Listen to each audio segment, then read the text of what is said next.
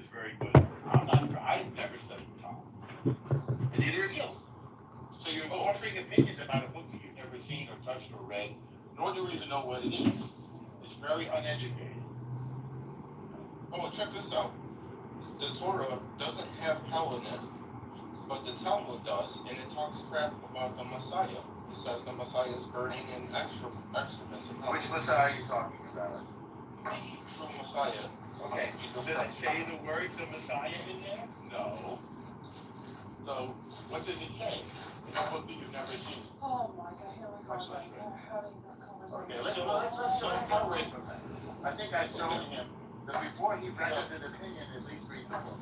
So how can there be a hell in the oral Torah if there is no hell in the actual Torah that was given by? I don't know that there is a hell in the oral Torah.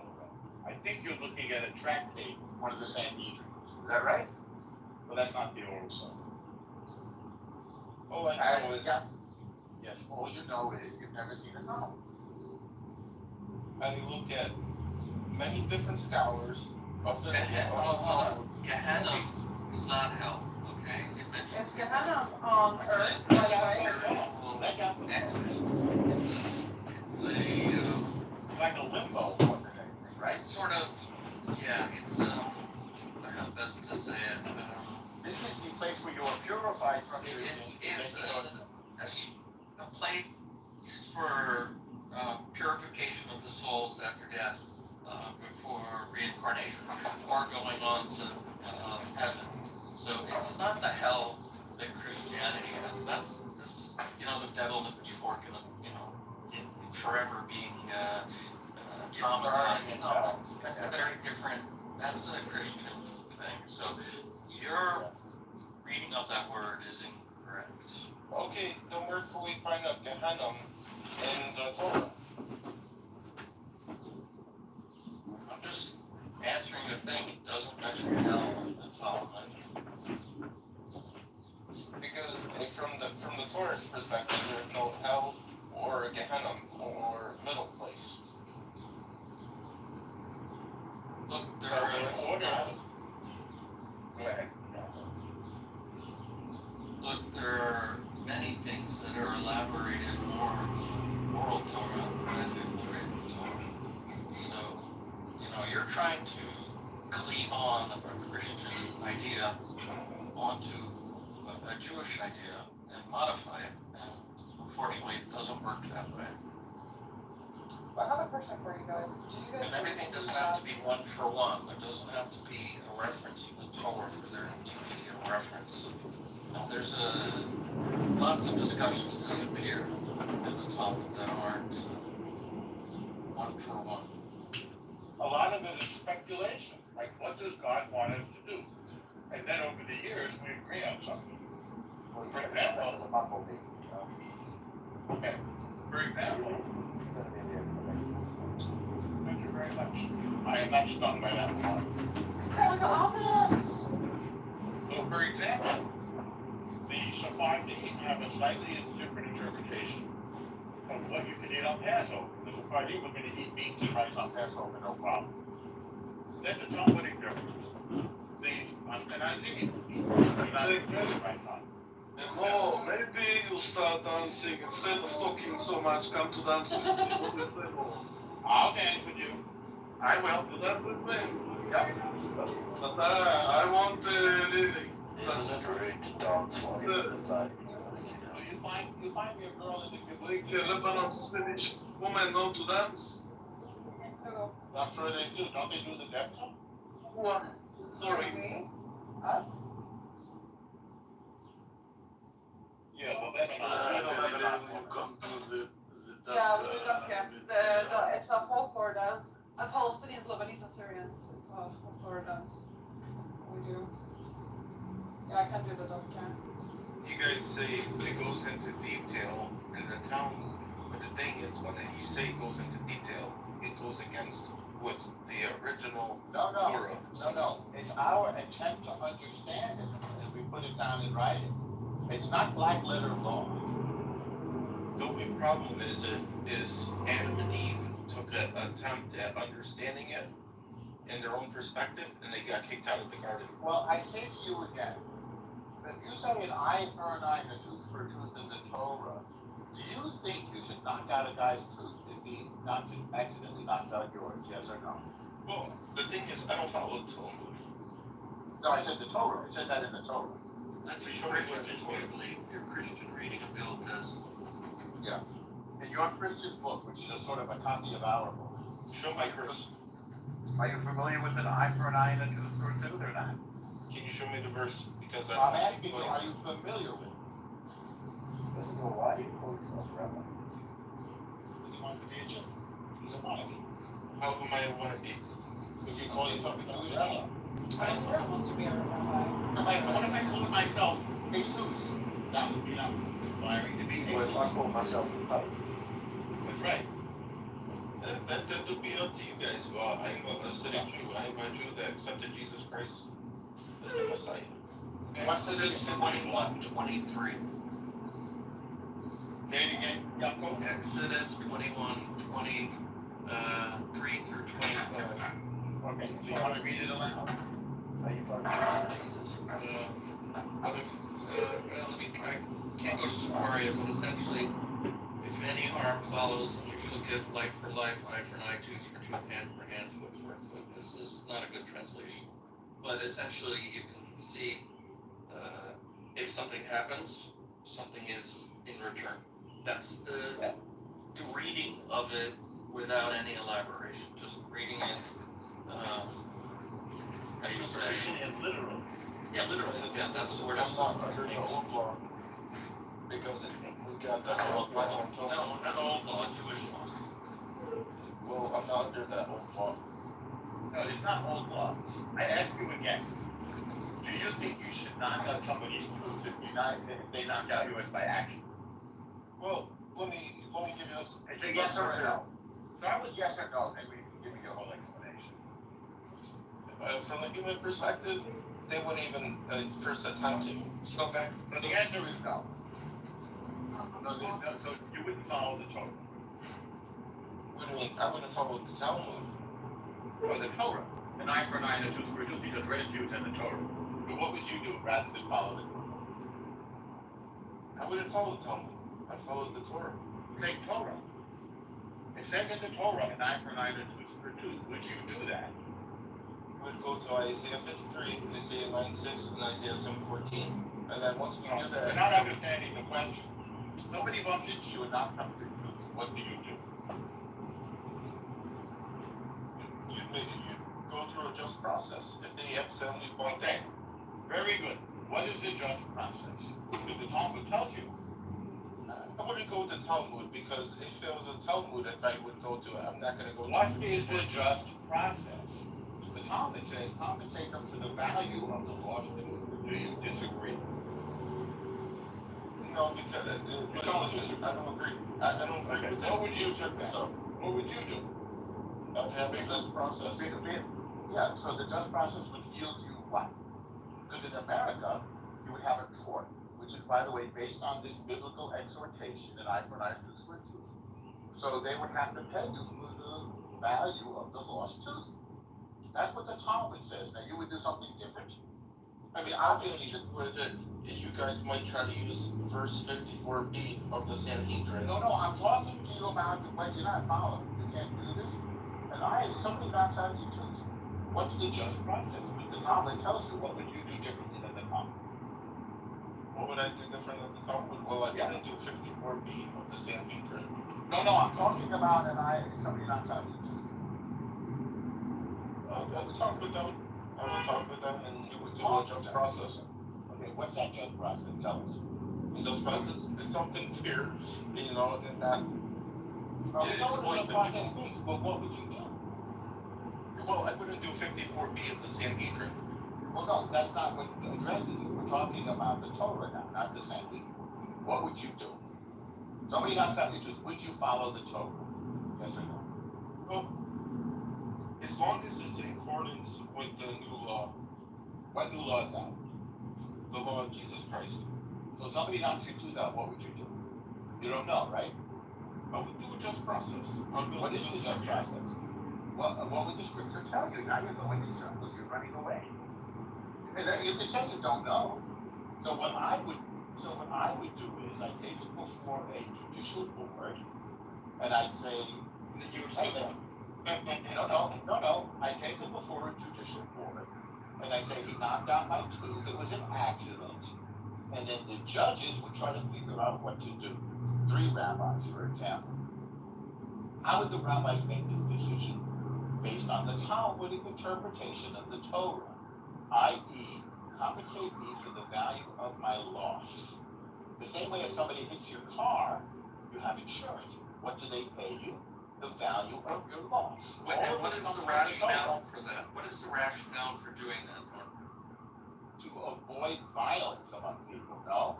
Right, but violence that would continue through generations. You Very knock good. out my eye, I knock out your eye, your brother comes after my brother, my sister comes after your sister, it goes throughout history. There was a king named, yeah, exactly. There was a king named Hammurabi in the city of Ur, where Abraham was from, 1,500 years before the Torah was given, approximately. He had 181 laws for a civilized society. And one of his was an eye for an eye, tooth for tooth. Well, a literal eye for an eye. Or above that. Yeah, I mean, what? So, but God gives a better concept, which is pay somebody off justly. And there's a formula, actually, in the Talmud for just compensation. What's the formula? And, well, at the time, slavery was legal. So,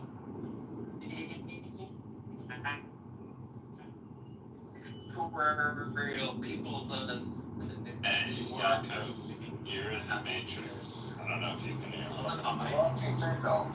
Now, don't be horrified about what it makes There you radical go. sense and value Yaakov. of slave. Two ideas that Yaakov, right after you said Yeah. that slavery Yeah. was legal back then, the Mossad put a UAV on Yeah. Yeah, you went in the Matrix, but if you could repeat after you said, Oh my God. well, Come on, listen. I'm joking, but, I know.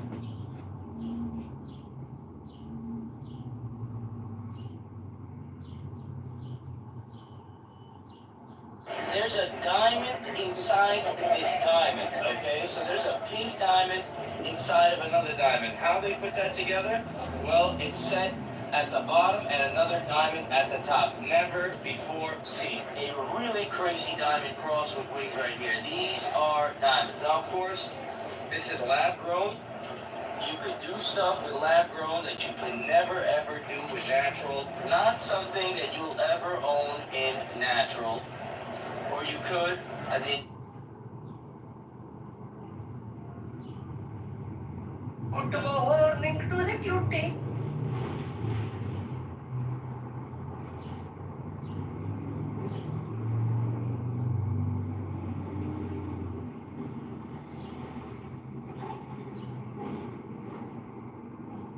Are you feeling stuck with $10,000 or more in debt and all the interest that comes with it? Try National Debt Relief. Eat with moderation and never to the point of satisfaction. Receive a guest with the same attitude you have when alone. When alone, maintain the same attitude you have in receiving guests. Watch what you say, and whatever you say, practice it. When an opportunity comes, do not let it pass by, yet always think twice before acting. Do not regret the past, look to the future. Have the fearless attitude of a hero and the loving heart of a child. Upon retiring, sleep as if you had entered your last sleep. Upon awakening, leave your bed behind you instantly, as if you would cast away a pair of old shoes.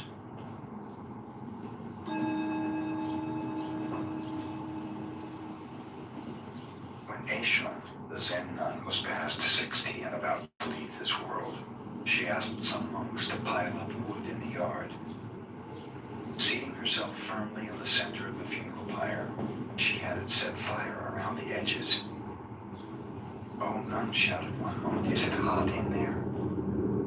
Such a matter would concern only a stupid person like yourself, answered Aishun.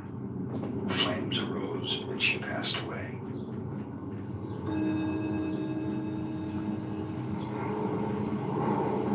A farmer requested a Tendai priest to recite sutras for his wife who had died. After the recitation was over, the farmer asked, "Do you think my wife will gain merit from this?" "Not only your wife, but all sentient beings will benefit from the recitation of sutras," answered the priest. "If you say all sentient beings will benefit," said the farmer, "my wife may be very weak and others will take advantage of her, getting the benefit she should have. So please recite sutras just for her." The priest explained that it was the desire of a Buddhist to offer blessings and wish merit for every living being.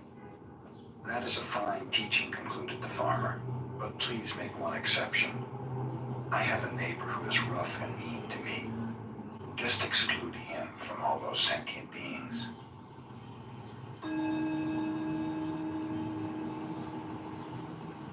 Suiwo, the disciple of Hakuin, was a good teacher. During one summer seclusion period, a pupil came to him from a southern island of Japan. Suiwo gave him a problem. Hear the sound of one hand. The pupil remained 3 years but could not pass this test. One night he came in tears to Suiwo. "I must return south in shame and embarrassment," he said, "for I cannot solve my problem." "Wait 1 week more and meditate constantly," advised Suiwo. Still no enlightenment came to the pupil. "Try for another week," said Suiwo. The pupil obeyed, but in vain. Still another week. Yet this was of no avail. In despair, the student begged to be released, but Suiwo requested another meditation of 5 days. They were without result. Then he said, "Meditate for 3 days longer. Then if you fail to attain enlightenment, you had better kill yourself." On the second day, the pupil was enlightened.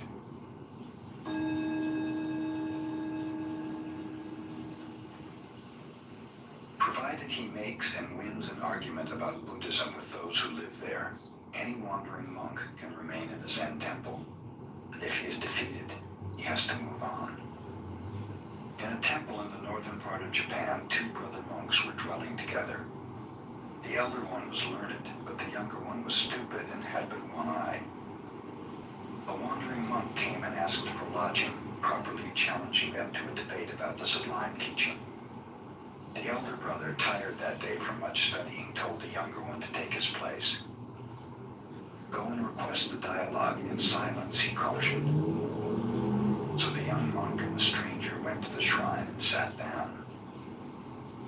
Shortly afterwards, the traveler rose and went into the elder brother and said, "Your young brother is a wonderful fellow. He defeated me." "Relate the dialogue to me," said the elder one. "Well," explained the traveler, "first I held up one finger, representing Buddha, the enlightened one. So he held up 2 fingers, signifying Buddha and his teaching. I held up 3 fingers, representing Buddha, his teaching, and his followers living the harmonious life. Then he shook his clenched fist in my face, indicating that all 3 come from one realization. Thus he won, and so I have no right to remain here." With this, the traveler left. "Where's that fellow?" asked the younger one, running into his elder brother. "I understand you won the debate." "Won nothing. I'm going to beat him up." "Tell me the subject of the debate," asked the elder one. "Why, the minute he saw me, he held up one finger, insulting me by insinuating that I have only one eye. Since he was a stranger, I thought I would be polite to him, so I held up 2 fingers, congratulating him that he has 2 eyes. Then the impolite wretch held up 3 fingers, suggesting that between us we only have 3 eyes. So I got mad and started to punch him, but he ran out and that ended it."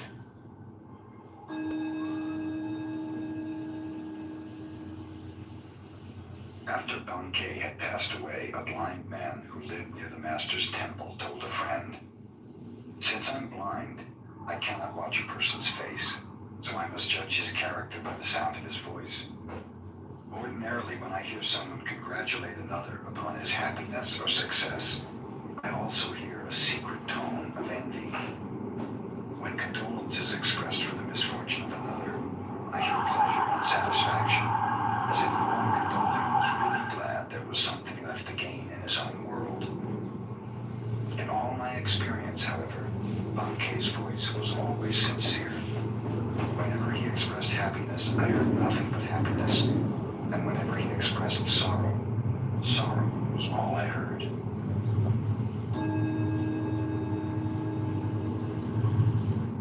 Thinking about a hair transplant? Try Hims instead. It contains both finasteride and minoxidil, clinically proven. Keichu, the great Zen teacher of the Meiji era, was the head of Tofuku, the cathedral in Kyoto. One day the governor of Kyoto called upon him for the first time. His attendant presented the card of the governor, which read, Kitagaki, governor of Kyoto. I have no business with such a fellow, said Keichu to his attendant. Tell him to get out of here. The attendant carried the card back with apologies. That was my error, said the governor, and with a pencil he scratched out the words, Governor of Kyoto. Ask your teacher again. Oh, is that Kitagaki? Exclaimed the teacher when he saw the card. I want to see that fellow.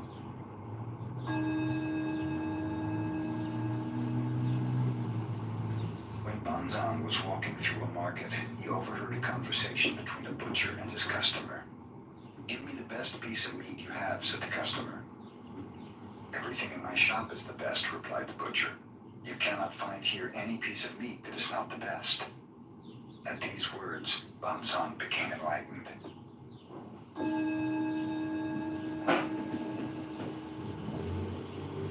Mokusen Hiki was living in a temple in the province of Tamba. One of his adherents complained of the stinginess of his wife.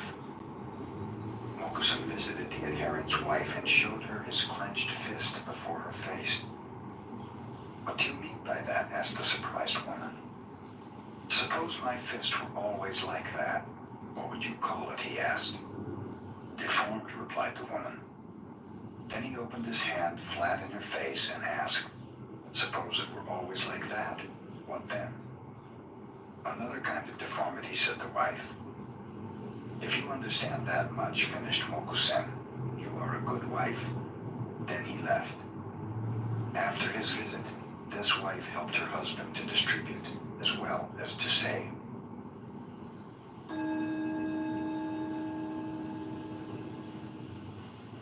Mokugen was never known to smile until his last day on earth. When his time came to pass away, he said to his faithful ones, you have studied under me for more than 10 years. Show me a real interpretation of Zen. Whoever expresses this most clearly shall be my successor and receive my robe and bowl. Everyone watched Mokugen's severe face, but no one answered. Incho, a disciple who had been with his teacher for a long time, moved near the bedside. He pushed forward the medicine cup a few inches. This was his answer to the command. The teacher's face became even more severe. Is that all you understand? He asked. Incho reached out and moved the cup back again. A beautiful smile broke over the features of Mokugen. You rascal, he told Incho. You have worked with me 10 years and have not yet seen my whole body. Take the robe and bowl. They belong to you.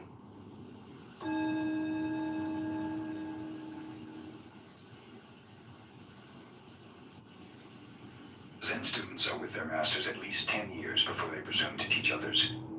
Non-In was visited by Tenno, who, having passed his apprenticeship, had become a teacher. The day happened to be rainy, so Tenno wore wooden clogs and carried an umbrella. After greeting him, Non-In remarked, I suppose you left your wooden clogs in the vestibule. I want to know if your umbrella is on the right or left side of the clogs. Tenno, confused, had no instant answer. He realized that he was unable to carry his Zen every minute. He became Non-In's pupil, and he studied 6 more years to accomplish his every minute Zen.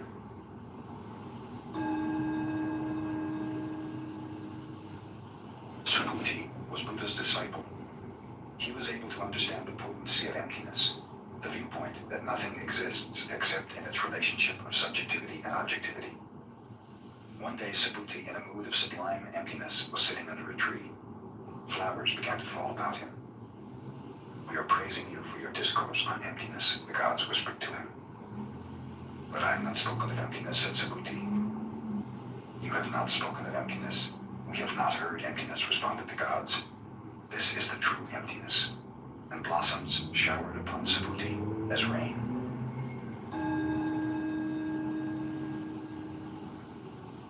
Gisho was ordained as a nun when she was 10 years old. She received training just as the little boys did. When she reached the age of 16, she traveled from one Zen master to another, studying with them all. She remained 3 years with Unzan, 6 years with Uke, but was unable to obtain a clear vision. At last she went to the master Inzan. Inzan showed her no distinction at all on account of her sex. He scolded her like a thunderstorm. He cuffed her to awaken her inner nature. Gisho remained with Inzan 13 years, and then she found that which she was seeking. In her honor, Inzan wrote a poem. This nun studied 13 years under my guidance. In the evening, she considered the deepest koans. In the morning, she was wrapped in other koans. The Chinese nun Tetsuma surpassed all before her, and since Mujaku, none has been so genuine as this Gisho. Yet there are many more gates for her to pass through. She should receive still more blows from my iron fist. After Gisho was enlightened, she went to the province of Banshu, started her own Zen temple, and taught 200 other nuns, until she passed away 1 year in the month of August.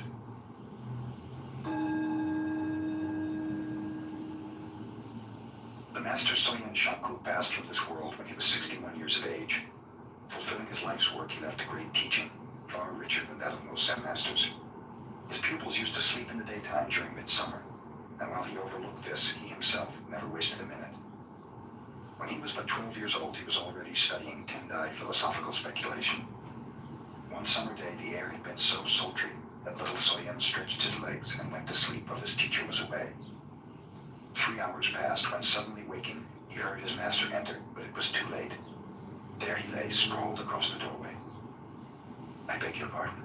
I beg your pardon," his teacher whispered, stepping carefully over Soyen's body, as if it were that of some distinguished guest. After this, Soyen never slept again in the afternoon.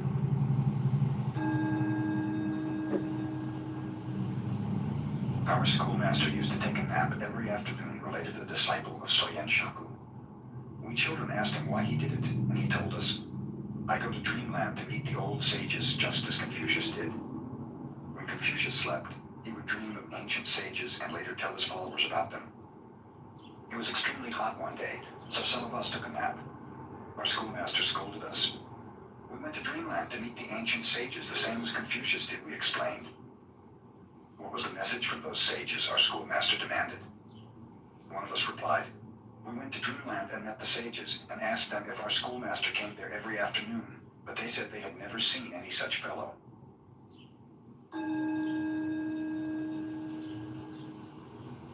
Joshu began the study of Zen when he was 60 years old and continued until he was 80 when he realized Zen. He taught from the age of 80 until he was 120. A student once asked him, "If I haven't anything in my mind, what shall I do?" Joshu replied, "Throw it out." "But if I haven't anything, how can I throw it out?" continued the questioner.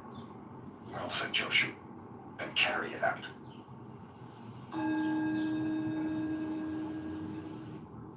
I'm Shane, the founder and CEO of Mudwater, and people keep asking us, what's the difference between Mudwater and mushroom coffee? So here's how we're different. First, Mudwater isn't mushroom coffee at all. Mudwater doesn't use coffee, it combines mushrooms and the solid chai using sustainable and ethically sourced black tea, and also fair trade cacao, which gives it this unique flavor combination that completely hides the mushroom flavor despite the huge dose. It doesn't taste like coffee because it's not supposed to. The second difference I wanted to call out is comparing Mudwater's mushroom dose to mushroom coffee. Some brands don't tell you how much of each mushroom is in their blend. Some don't even tell you how much in total there are. Mudwater has 2,240 milligrams of functional mushrooms per serving, including both the fruiting body and mycelium. The third difference is Mudwater is certified organic.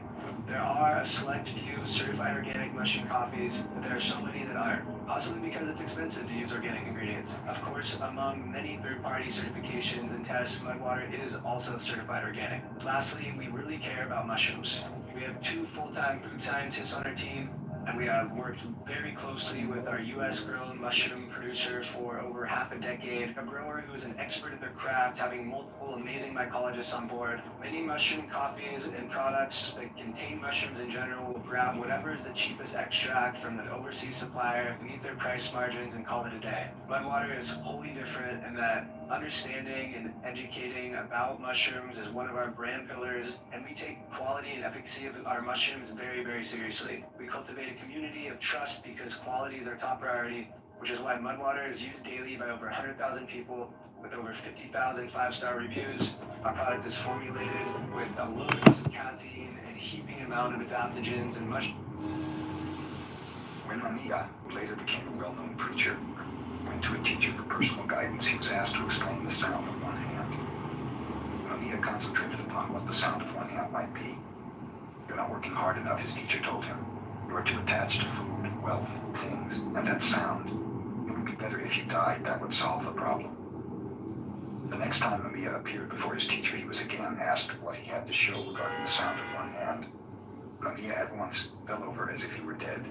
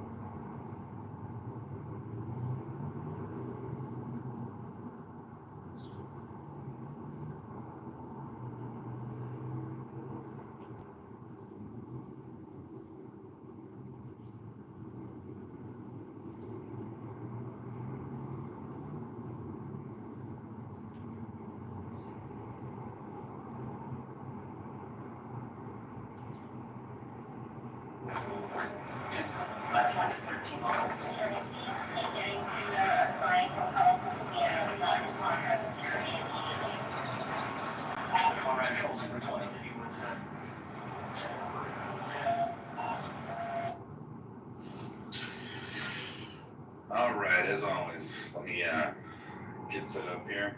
And this is interesting. I think everyone's going to find this interesting. I want to make sure this is interesting. Right, it is. If I sound different, it's because I'm actually in the house, no longer out on my patio or in the garage like I used to. So yeah, it sounds to be a little different here. Okay, so what is this? This is Levi Hancock's body-worn camera from that night. So I want to explain how this came about. I want to explain some things to shut down some of the questions people are going to have that are questions I have and I asked personally. Because I've had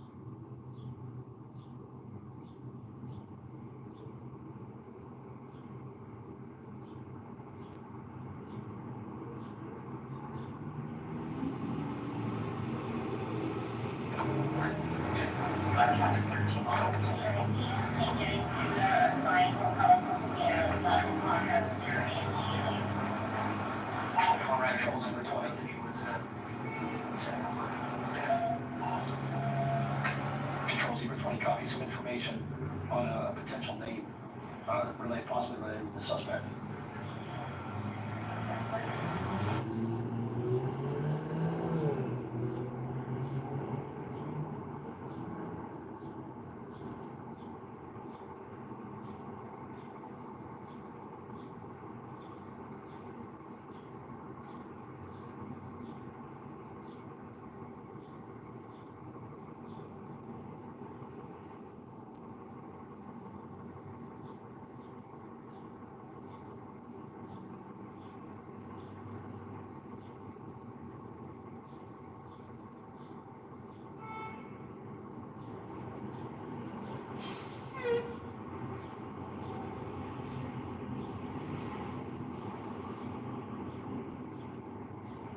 If you're moving and need to offload items or are looking for items to furnish your new place, check out Carrot today. Recently, we found a new table.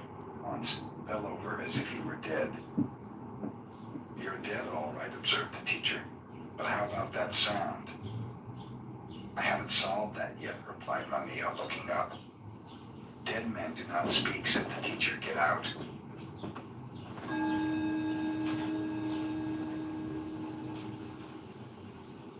Tosui was a well-known Zen teacher of his time. He had lived in several temples and taught in various provinces. The last temple he visited accumulated so many adherents that Tosui told them he was going to quit the lecture business entirely. He advised them to disperse and to go wherever they desired.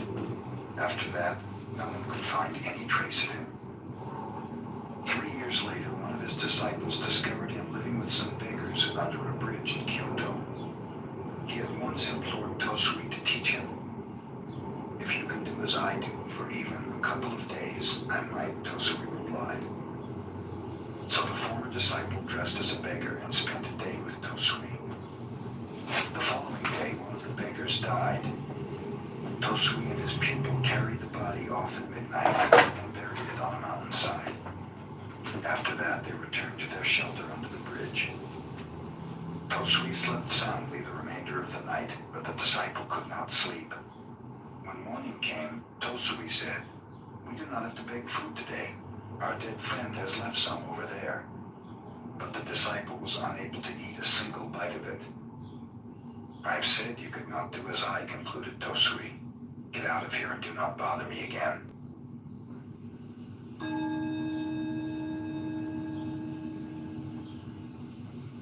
When Bankei held his seclusion weeks of meditation, pupils from many parts of Japan came to attend. During one of these gatherings, a pupil was caught stealing. The matter was reported to Bankei with a request that the culprit be expelled.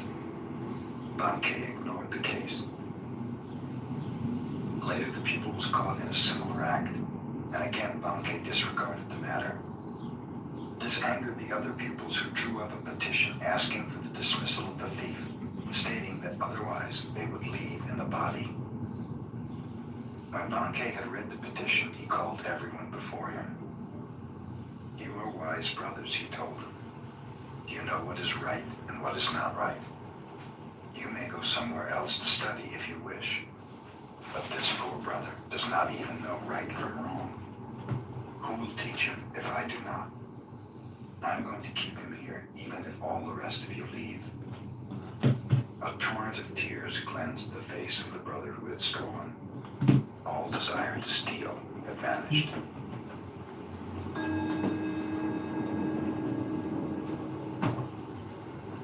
During the Kamakura period, Shinkan studied Tendai 6 years and then studied Zen 7 years.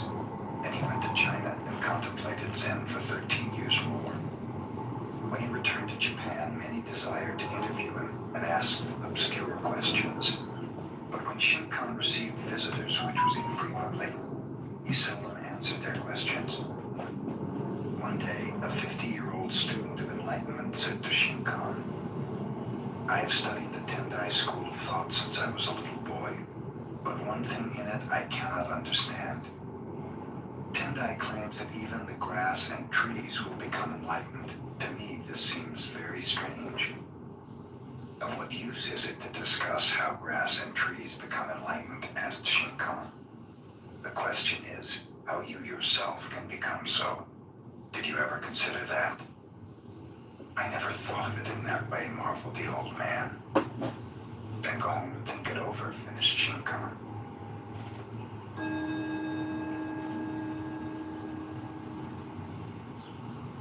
The Buddhist nun known as Ryonen was born in 1797. She was a granddaughter of the famous Japanese warrior Shingen. Her poetical genius and alluring beauty were such that at 17 she was serving the Empress as one of Japanese masters during the Meiji era. At such a youthful age, her famed professor who came to inquire about Zen. Nanin served tea. He poured his visitor's cup full, then kept on pouring. The professor watched the overflow until he no longer could restrain himself. It is over full, no more will go in. Like this cup, Nanin said, you are full of your own opinions and speculations. How can I show you Zen unless you first empty your cup?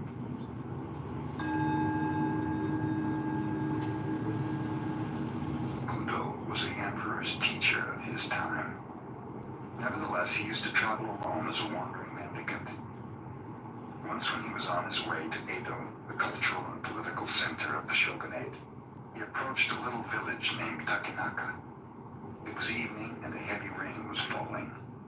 Buddha was thoroughly wet, his straw sandals were in pieces. At a farmhouse near the village, he noticed 4 or 5 pairs of sandals in the window and decided to buy some dry ones. The woman who offered him the sandals, seeing how wet he was, invited him to remain for the night in her home. Buddha accepted, thanking her. He entered and recited the sutra before the family shrine. He then was introduced to the woman's mother and to her children. Observing that the entire family was depressed, Buddha asked, what was wrong? My husband is a gambler and a drunkard, the housewife told him.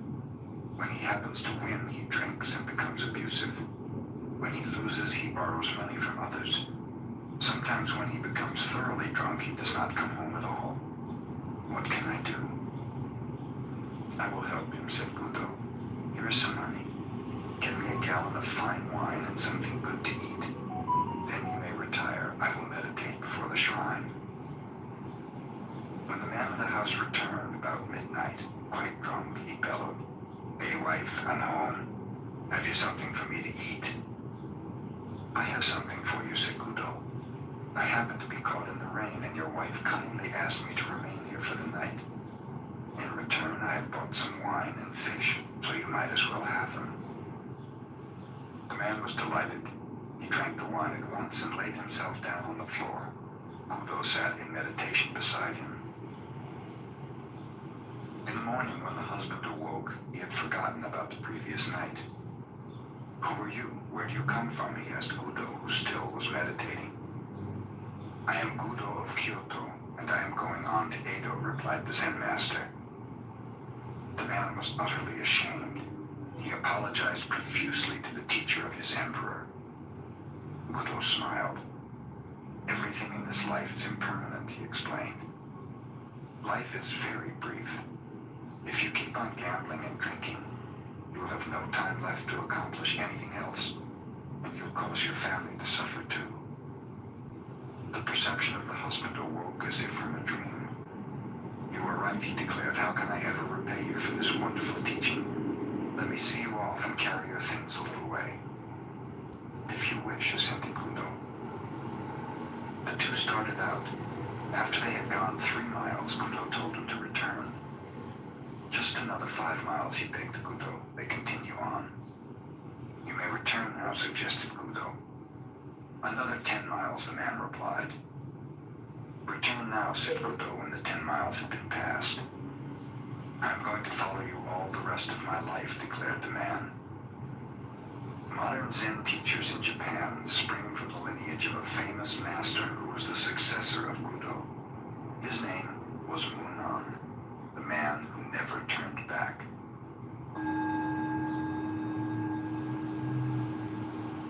The Zen master Hakuin was praised by his neighbors as one living a pure life.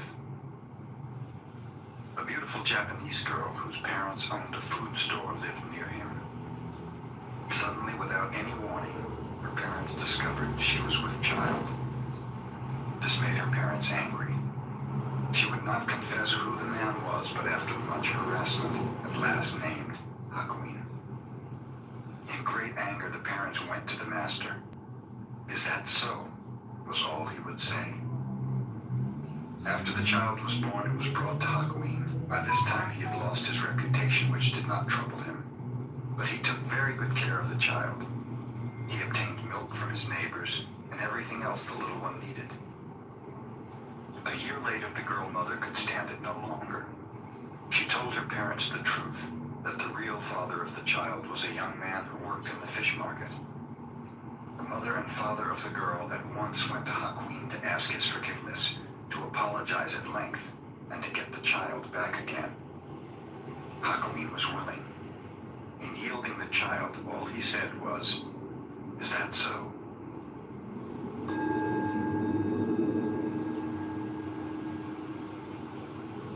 The Master Bankei's talks were attended not only by Zen students, but by persons of all ranks and sects. He never quoted sutras, nor indulged in scholastic dissertations.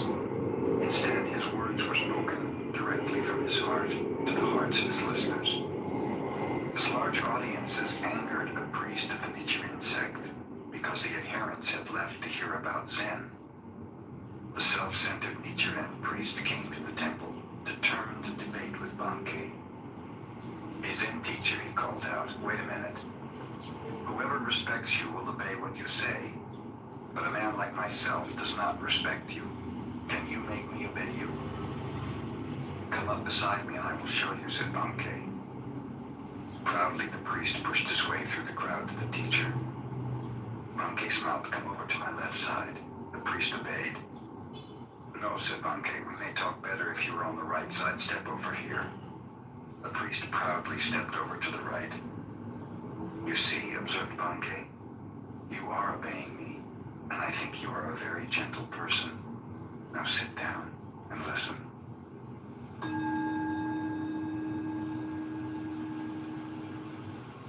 20 monks and one nun who was named Ishun were practicing meditation with a certain Zen master.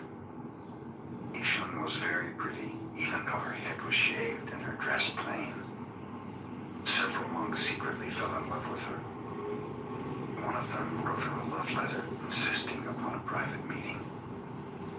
Ishun did not reply. The following day, the master gave a lecture to the group, and when it was over, Ishun rose. Addressing the one who had written her, she said, "If you really love me so much, come and embrace me now."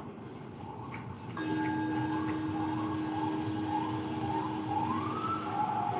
was an old woman in China who had supported a monk for over 20 years. She had cultivated love for him and fed him while he was meditating. Finally, she wondered just what progress he had made in all this time. To find out, she obtained the help of a girl rich in desire. "Go and embrace him," she told her, "and then ask him suddenly,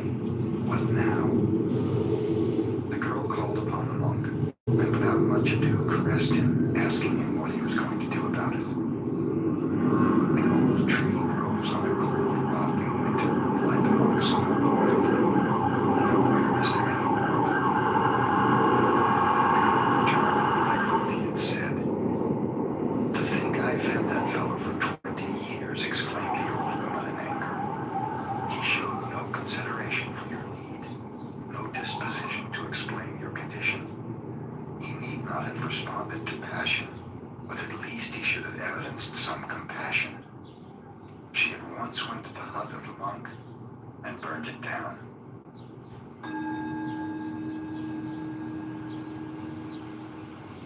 In the early days of the Meiji era, there lived a well-known wrestler called Onami, Great Waves. Onami was immensely strong and knew the art of wrestling. In his private bouts, he defeated even his teacher, but in public he was so bashful that his own pupils threw him. Onami felt he should go to a Zen master for help. Hakuju, a wandering teacher, was stopping in a little temple nearby, so Onami went to see him and told him of his great trouble. Great Waves is your name, the teacher advised. So stay in this temple tonight. Imagine that you are those billows. You are no longer a wrestler who is afraid. You are those huge waves sweeping everything before them, swallowing all in their path. Do this, and you will be the greatest wrestler in the land. The teacher retired. Onami sat in meditation, trying to imagine himself as waves. He thought of many different things. Then gradually he turned more and more to the feeling of the waves. As the night advanced, the waves became larger and larger. They swept away the flowers in their vases. Even the Buddha in the shrine was inundated. Before dawn, the temple was nothing but the ebb and flow of an immense sea. In the morning, the teacher found Onami meditating, a faint smile on his face. He patted the wrestler's shoulder. Now nothing can disturb you, he said. You are those waves. You will sweep everything before you. The same day, Onami entered the wrestling contest and won. After that, no one in Japan was able to defeat him.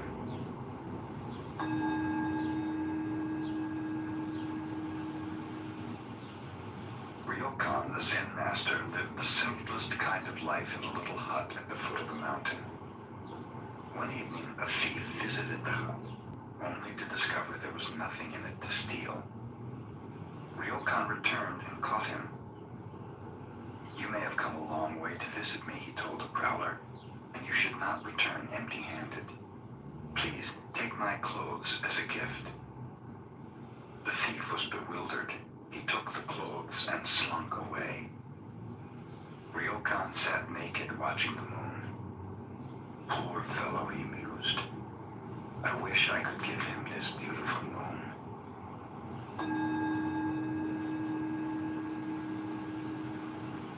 The Zen master Hoshin lived in China many years. Then he returned to the northeastern part of Japan, where he taught his disciples. When he was getting very old, he told them a story he had heard in China. This is the story. One year, on the 25th of December, Tokufu, who was very old, said to his disciples, I am not going to be alive next year, so you fellows should treat me well this year. The pupils thought he was joking, but since he was a great-hearted teacher, each of them in turn treated him to a feast on succeeding days of the departing year. On the eve of the new year, Tokufu concluded, You have been good to me. I shall leave you tomorrow afternoon when the snow has stopped. The disciples laughed, thinking he was aging and talking nonsense since the night was clear and without snow. But at midnight, snow began to fall, and the next day they did not find their teacher about. They went to the meditation hall. There he had passed on. Hoshin, who related this story, told his disciples, It is not necessary for a Zen master to predict his passing, but if he really wishes to do so, he can. Can you? Someone asked. Yes, answered Hoshin. I will show you what I can do 7 days from now. None of the disciples believed him, and most of them had even forgotten the conversation when Hoshin called them together. 7 days ago, he remarked, I said I was going to leave you. It is customary to write a farewell poem, but I am neither a poet nor calligrapher. Let one of you inscribe my last words. His followers thought he was joking, but one of them started to write. "Are you ready?" Hoshin asked. "Yes, sir," replied the writer. Then Hoshin dictated. "I came from brilliancy and return to brilliancy. What is this?" The poem was one line short of the customary 4, so the disciple said, "Master, we are one line short." Hoshin, with the roar of a conquering lion, shouted, "Ka!" and was gone.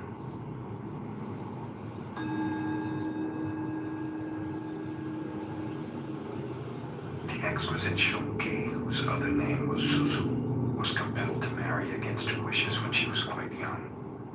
Later, after this marriage had ended, she attended the university where she studied philosophy.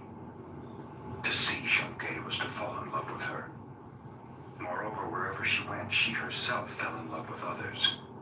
Love was with her at the university, and afterwards, when philosophy did not satisfy her and she visited a temple to learn about Zen, the Zen students fell in love with her. Shunke's whole life was saturated with love. At last in Kyoto, she became a real student of Zen. Her brothers in the sub-temple of Kimin praised her sincerity. One of them proved to be a congenial spirit and assisted her in the mastery of Zen. The abbot of Kimin, Mokurai, Silent Thunder, was severe. He kept the precepts himself and expected his priests to do so. In modern Japan, whatever zeal these priests have lost for Buddhism, they seem to have gained for taking wives. Mokurai used to take a broom and chase the women away when he found them in any of his temples, but the more wives he swept out, the more seemed to come back. In this particular temple, the wife of the head priest became jealous of Shunke's earnestness and beauty. Hearing the students praise her serious Zen made this wife squirm and itch. Finally, she spread a rumor about Shunke and the young man who was her friend. As a consequence, he was expelled, and Shunke was removed from the temple. I may have made the mistake of love, thought Shunke, but the priest's wife shall not remain in the temple either if my friend is to be treated so unjustly. Shunke the same night with a can of kerosene set fire to the 500-year-old temple and burned it to the ground. In the morning, she found herself in the hands of the police. A young lawyer became interested in her and endeavored to make her sentence lighter. "Do not help me," she told him. "I might decide to do something else which would only imprison me again." At last, a sentence of 7 years was completed, and Shunke was released from the prison, where the 60-year-old warden also had become enamored of her. But now everyone looked upon her as a jailbird. No one would associate with her. Even the Zen people who were supposed to believe in enlightenment in this life and with this body shunned her. Zen, Shunke found, was one thing, and the followers of Zen quite another. Her relatives would have nothing to do with her. She grew sick, poor, and weak. She met a Shinzu priest who taught her the name of the Buddha of love, and in this Shunke found some solace and peace of mind. She passed away when she was still exquisitely beautiful and hardly 30 years old. She wrote her own story in a futile endeavor to support herself, and some of it she told to a woman writer, so it reached the Japanese people. Those who rejected Shunke, those who slandered and hated her, now read of her life with tears of remorse.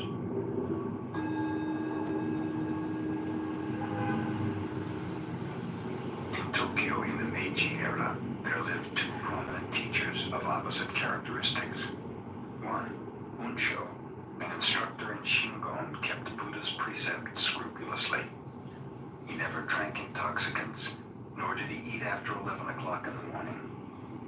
The other teacher, Tanzan, a professor of philosophy at the Imperial University, never observed the precepts. When he felt like eating, he ate, and when he felt like sleeping in the daytime, he slept. One day, Unsho visited Tanzan, who was drinking wine at the time, not even a drop of which is supposed to touch the tongue of a Buddhist. "Hello, brother," Tanzan greeted him. "Won't you have a drink?" "I never drink," exclaimed Unsho solemnly. The one who does not drink is not even human, said Tanzan. Do you mean to call me inhuman just because I do not indulge in intoxicating liquids? Exclaimed Unsho in anger. Then if I am not human, what am I? A Buddha, answered Tanzan.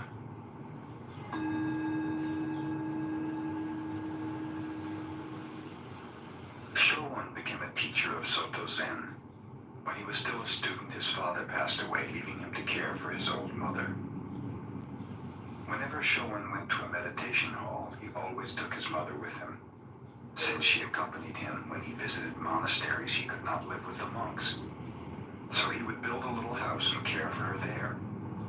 He would copy sutras and Buddhist verses, and in this manner receive a few coins for food. When Showon brought fish for his mother, people would scoff at him, for a monk is not supposed to eat fish. But Showon did not mind. His mother, however, was hurt to see others laugh at her son. Finally, she told Showon, I think I will become a nun. I can be a vegetarian too. She did, and they studied together. Showon was fond of music and was a master of the harp, which his mother also played. On full moon nights, they used to play together. One night, a young lady passed by their house and heard music. Deeply touched, she invited Showon to visit her the next evening and play. He accepted the invitation. A few days later, he met the young lady on the street and thanked her for her hospitality. Others laughed at him. He had visited the house of a woman of the streets. One day, Showon left for a distant temple to deliver a lecture. A few months afterwards, he returned home to find his mother dead. Friends had not known where to reach him, so the funeral was then in progress. Showon walked up and hit the coffin with his staff. Mother, your son has returned, he said. I'm glad to see you've returned, son, he answered for his mother. Yes, I'm glad too, Showon responded. Then he announced to the people about him, the funeral ceremony is over. You may bury the body. When Showon was old, he knew his end was approaching. He asked his disciples to gather around him in the morning, telling them he was going to pass on at noon. Burning incense before the picture of his mother and his old teacher, he wrote a poem. For 56 years, I lived as best I could, making my way in this world. Now the rain has ended. The clouds are clearing. The blue sky has a full moon. His disciples gathered about him, reciting a sutra, and Showon passed on during the invocation.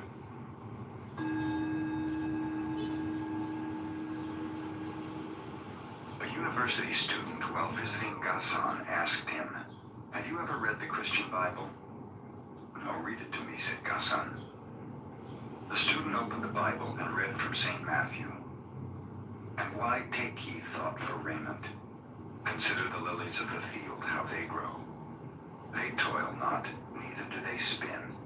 And yet I say unto you that even Solomon in all his glory was not arrayed like one of these.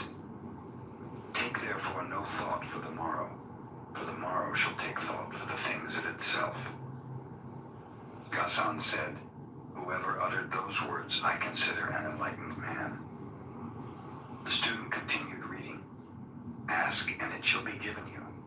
Seek, and ye shall find. Knock, and it shall be opened unto you. For everyone that asketh receiveth, and he that seeketh findeth, and to him that knocketh it shall be opened. Gasan remarked, that is excellent. Whoever said that is not far from good.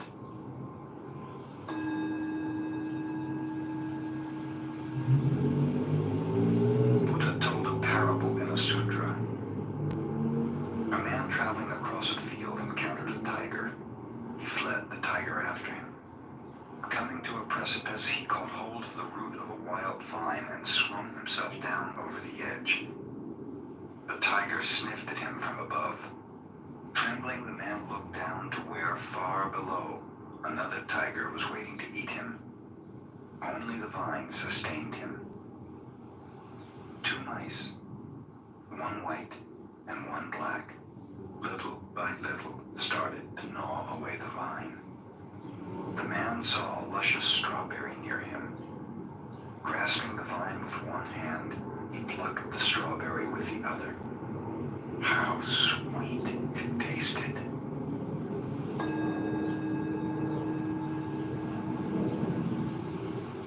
When one goes to Obaku Temple in Kyoto, he sees carved over the gate the words, "The First Principle."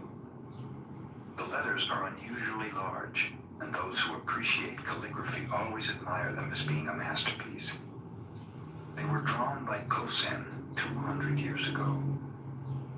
When the master drew them, he did so on paper from which workmen made the larger carving in wood.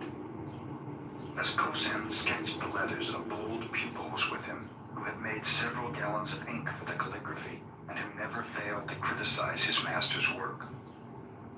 "That is not good," he told Kosen after the first effort. "How was that one?" "Poor, worse than before," pronounced the pupil. Kosen patiently wrote one sheet after another until 84 first principles had accumulated, still without the approval of the pupil. Then when the young man stepped outside for a few moments, Kosen thought, now is my chance to escape his keen eye, and he wrote hurriedly with a mind free from distraction.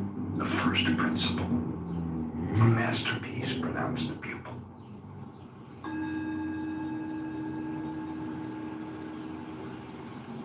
Chiun, a Shingon master, was a well-known Sanskrit scholar of the Tokugawa era. When he was young, he used to deliver lectures to his brother's students. His mother heard about this and wrote him a letter. "Son, I do not think you became a devotee of the Buddha because you desired to turn into a walking dictionary for others. There is no end to information and commentation, glory and honor. I wish you would stop this lecture business. Shut yourself up in a little temple in a remote part of the mountain. Devote your time to meditation, and in this way, attain true realization."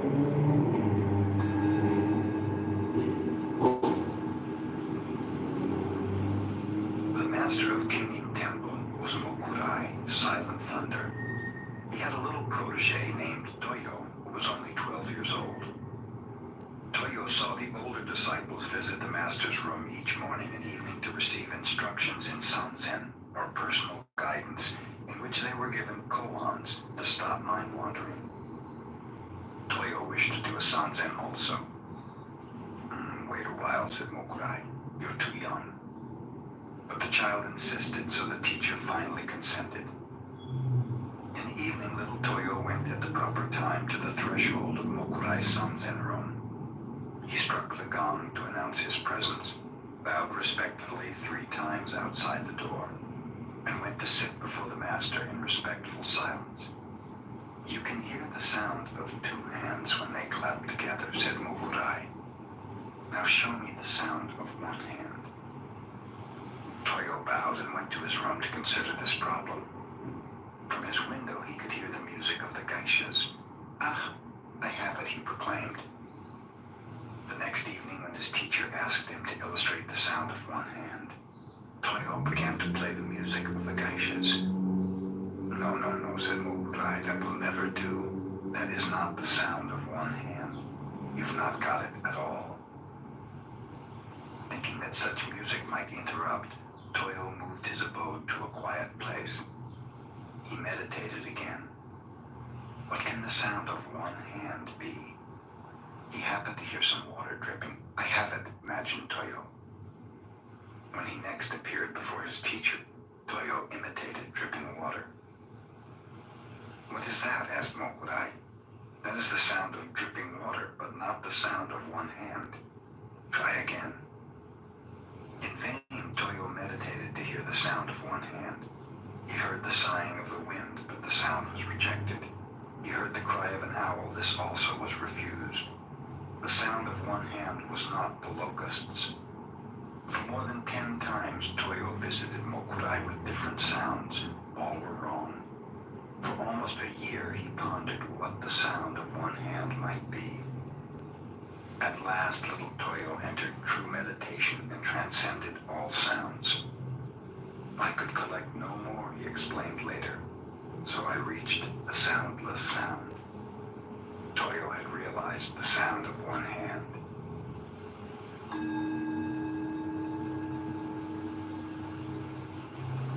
Soyen Shaku, the first Zen teacher to come to America, said, "My heart burns like fire, but my eyes are as cold as dead ashes." He made the following rules which he practiced every day of his life. In the morning before dressing, light incense and meditate. Retire at a regular hour. Partake of food at regular intervals. Eat with moderation and never to the point of satisfaction. Receive a guest with the same attitude you have when alone. When alone, maintain the same attitude you have in receiving guests. Watch what you say, and whatever you say, practice it. When an opportunity comes, do not let it pass by, yet always think twice before acting. Do not regret the past, look to the future.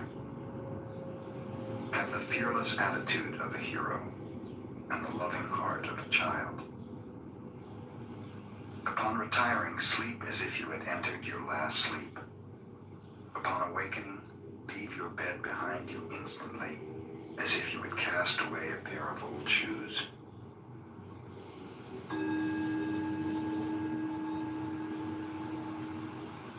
When Aishon, the Zen nun, was past 60 and about to leave this world, she asked some monks to pile up wood in the yard.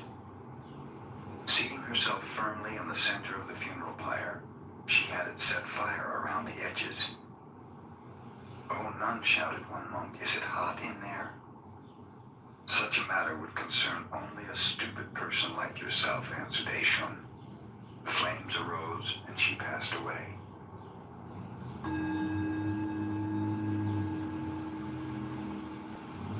A farmer requested a Tendai priest to recite sutras for his wife who had died.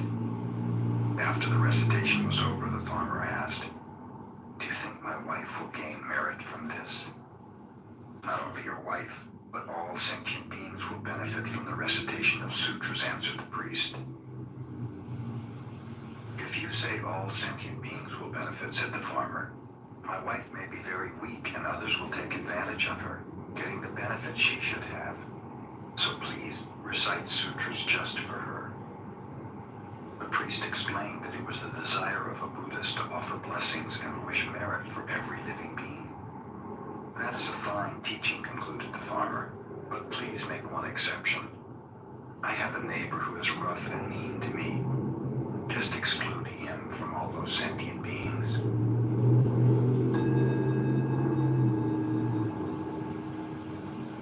Suiwo, the disciple of Hakuin, was a good teacher. During one summer seclusion period, a pupil came to him from a southern island of Japan. Suiwo gave him a problem. Hear the sound of one hand. The pupil remained 3 years but could not pass this test. One night he came in tears to Suiwo. "I must return south in shame and embarrassment," he said, "for I cannot solve my problem." "Wait 1 week more and meditate constantly," advised Suiwo. Still no enlightenment came to the pupil. "Try for another week," said Suiwo. The pupil obeyed, but in vain. Still another week. Yet this was of no avail.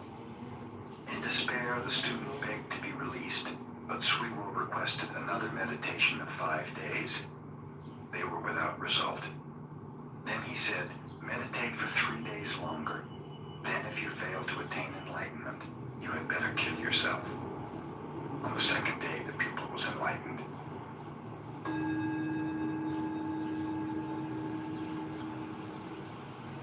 Provided he makes and wins an argument about Buddhism with those who live there, any wandering monk can remain in the Zen temple.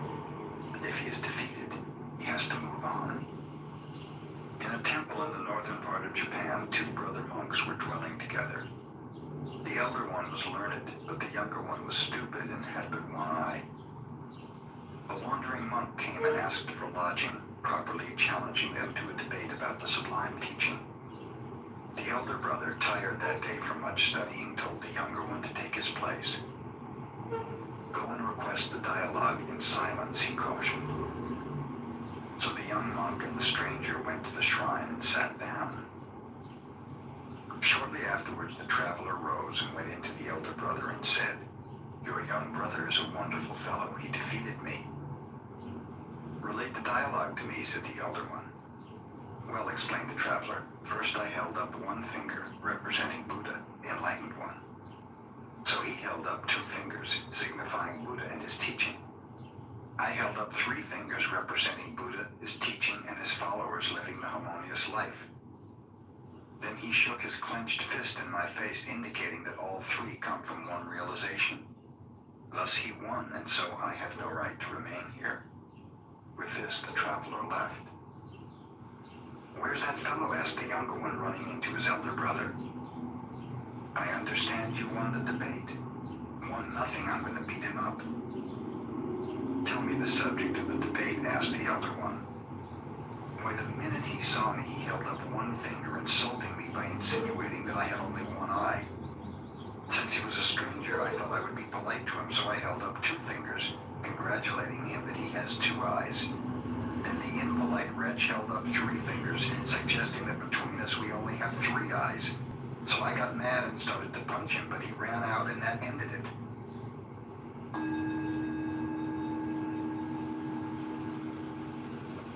After Bankei had passed away, a blind man who lived near the master's temple told a friend, "Since I'm blind, I cannot watch a person's face, so I must judge his character by the sound of his voice. Ordinarily, when I hear someone congratulate another upon his happiness or success, I also hear a secret tone of envy. When condolence is expressed for the misfortune of another, I hear pleasure and satisfaction, as if the one condoling was really glad there was something left to gain in his own world. In all my experience, however, Bankei's voice was always sincere. Whenever he expressed happiness, I heard nothing but happiness, and whenever he expressed sorrow, sorrow was all I heard."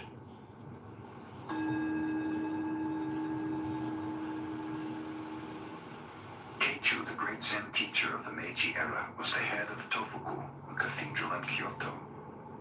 One day the governor of Kyoto called upon him for the first time. His attendant presented the card of the governor, which read, "Kitagaki, Governor of Kyoto." "I have no business with such a fellow," said Keichu to his attendant. "Tell him to get out of here." The attendant carried the card back with apologies. "That was my error," said the governor, and with a pencil he scratched out the words, "Governor of Kyoto." "Ask your teacher again."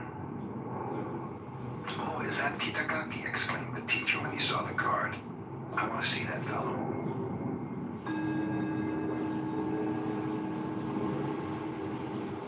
When Banzan was walking through a market, he overheard a conversation between a butcher and his customer. "Give me the best piece of meat you have," said the customer. "Everything in my shop is the best," replied the butcher. "You cannot find here any piece of meat that is not the best." At these words, Banzan became enlightened.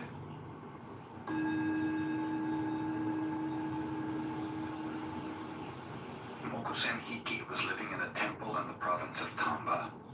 One of his adherents complained of the stinginess of his wife. Mokusen visited the adherent's wife and showed her his clenched fist before her face. "What do you mean by that?" asked the surprised woman. "Suppose my fist were always like that. What would you call it?" he asked. "Deformed," replied the woman. Then he opened his hand flat in her face and asked, "Suppose it were always like that. What then?" "Another kind of deformity," said the wife. "If you understand that much," finished Mokusen, "you are a good wife." Then he left. After his visit, this wife helped her husband to distribute as well as to save.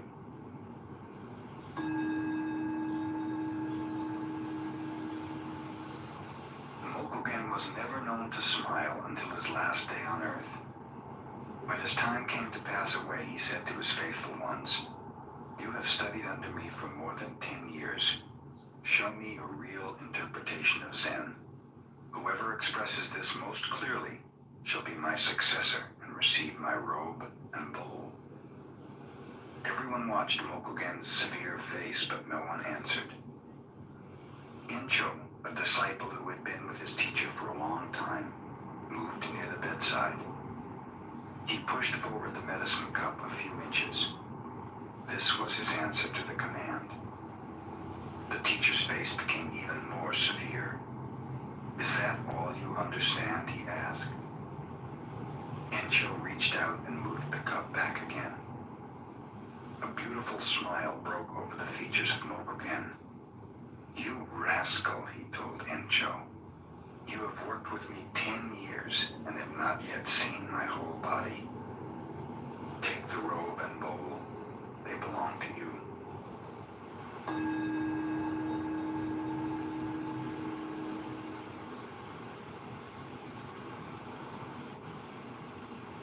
Zen students are with their masters at least 10 years before they presume to teach others.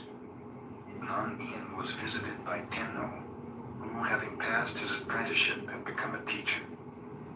The day happened to be rainy, so Tenno wore wooden clogs and carried an umbrella. After greeting him, Non-In remarked, I suppose you left your wooden clogs in the vestibule. I want to know if your umbrella is on the right or left side of the clogs. Tenno, confused, had no instant answer.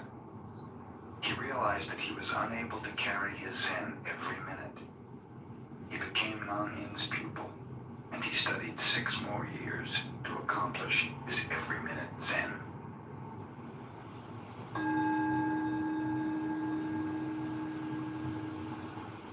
Subhuti was Buddha's disciple.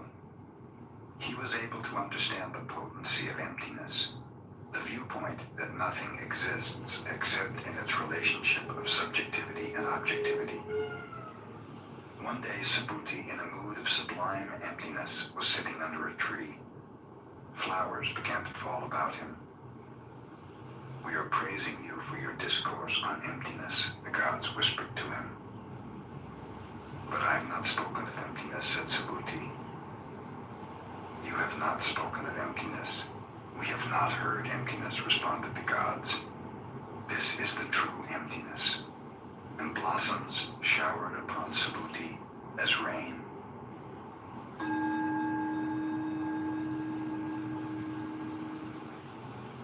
Gisho was ordained as a nun when she was 10 years old. She received training just as the little boys did. When she reached the age of 16, she traveled from one Zen master to another, studying with them all. She remained 3 years with Unzan, 6 years with Guke, but was unable to obtain a clear vision. At last she went to the master Inzan. Inzan showed her no distinction at all on account of her sex. He scolded her like a thunderstorm. He cuffed her to awaken her inner nature. Gisho remained with Inzan 13 years, and then she found that which she was seeking. In her honor, Inzan wrote a poem. This nun studied 13 years under my guidance. In the evening, she considered the deepest koans. In the morning, she was wrapped in other koans. The Chinese nun Tetsuma surpassed all before her, and since Mujaku, none has been so genuine as this Gisho. Yet there are many more gates for her to pass through. She should receive still more blows from my iron fist. After Gisho was enlightened, she went to the province of Banshu, started her own Zen temple, and taught 200 other nuns until she passed away 1 year in the month of August.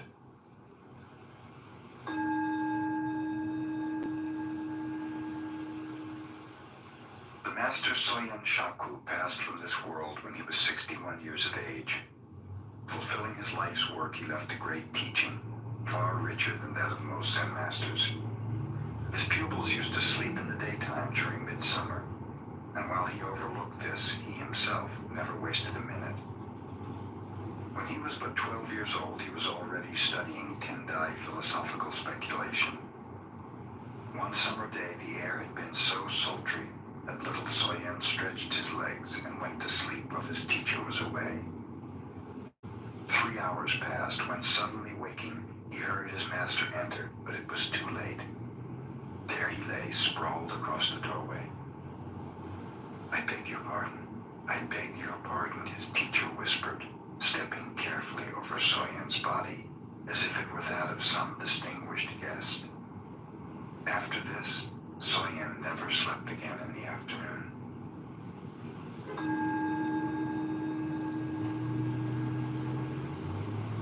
Our schoolmaster used to take a nap every afternoon related to the disciple of Soyen Shaku.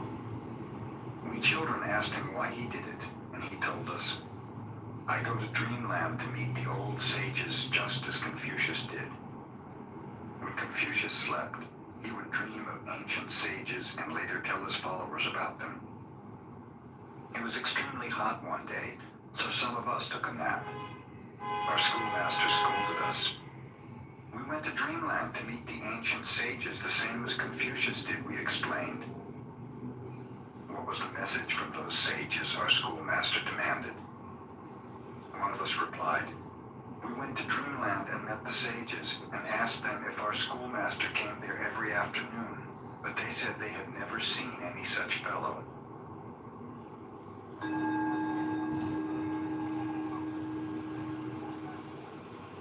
Joshu began the study of Zen when he was 60 years old and continued until he was 80 when he realized Zen.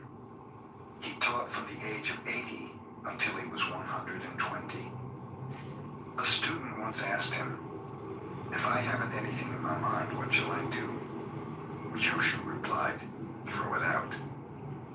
"But if I haven't anything, how can I throw it out?" continued the questioner. "Well," said Joshu, "then carry it out."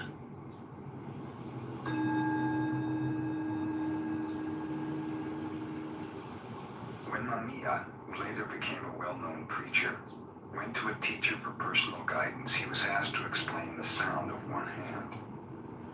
Mamiya concentrated upon what the sound of one hand might be. "You're not working hard enough," his teacher told him. "You are too attached to food, wealth, things, and that sound. It would be better if you died. That would solve the problem." The next time Mamiya appeared before his teacher, he was again asked what he had to show regarding the sound of one hand. Mamiya at once fell over as if he were dead. "You're dead, all right," observed the teacher. "But how about that sound?" "I haven't solved that yet," replied Mamiya, looking up. "Dead men do not speak," said the teacher. "Get out."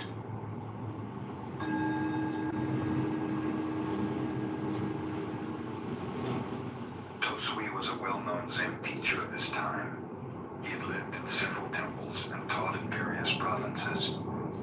The last temple he visited accumulated so many adherents that Tosui told him he was going to quit the lecture business entirely.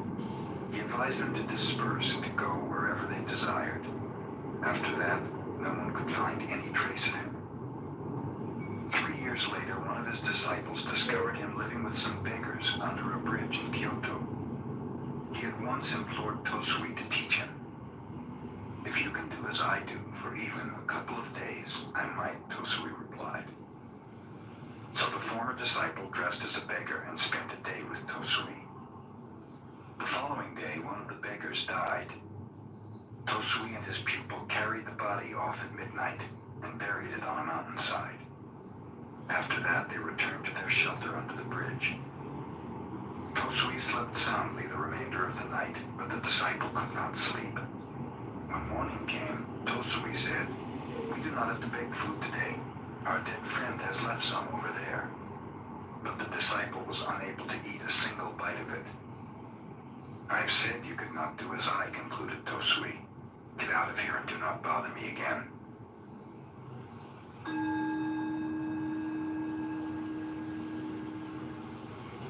When Bankei held his seclusion weeks of meditation, pupils from many parts of Japan came to attend. During one of these gatherings, a pupil was caught stealing. The matter was reported to Bankei with a request that the culprit be expelled. Bankei ignored the case. Later, the pupil was caught in a similar act. and again Bankei disregarded the matter. This angered the other pupils who drew up a petition asking for the dismissal of the thief, stating that otherwise they would leave in a body. When Bankei had read the petition, he called everyone before him. "You are wise brothers," he told them. "You know what is right and what is not right. You may go somewhere else to study if you wish. But this poor brother does not even know right from wrong. Who will teach him if I do not? I'm going to keep him here, even if all the rest of you leave." A torrent of tears cleansed the face of the brother who had stolen. All desire to steal had vanished.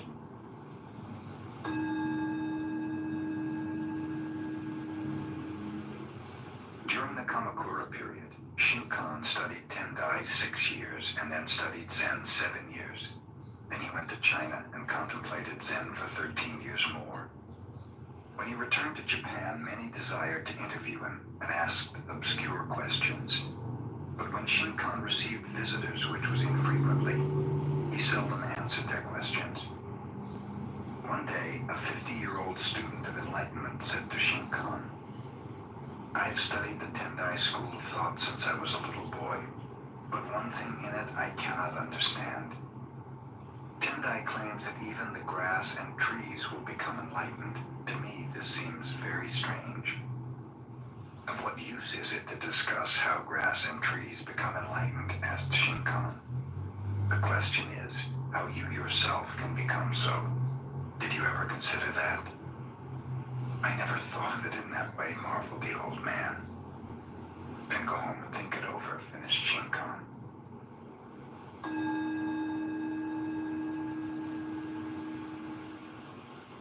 The Buddhist nun known as Ryonen was born in 1797. She was a granddaughter of the famous Japanese warrior Shingen. Her poetical genius and alluring beauty were such that at 17 she was serving the empress as one of the ladies of the court. Even at such a youthful age, fame awaited her. The beloved empress died suddenly, and Ryonen's hopeful dreams vanished.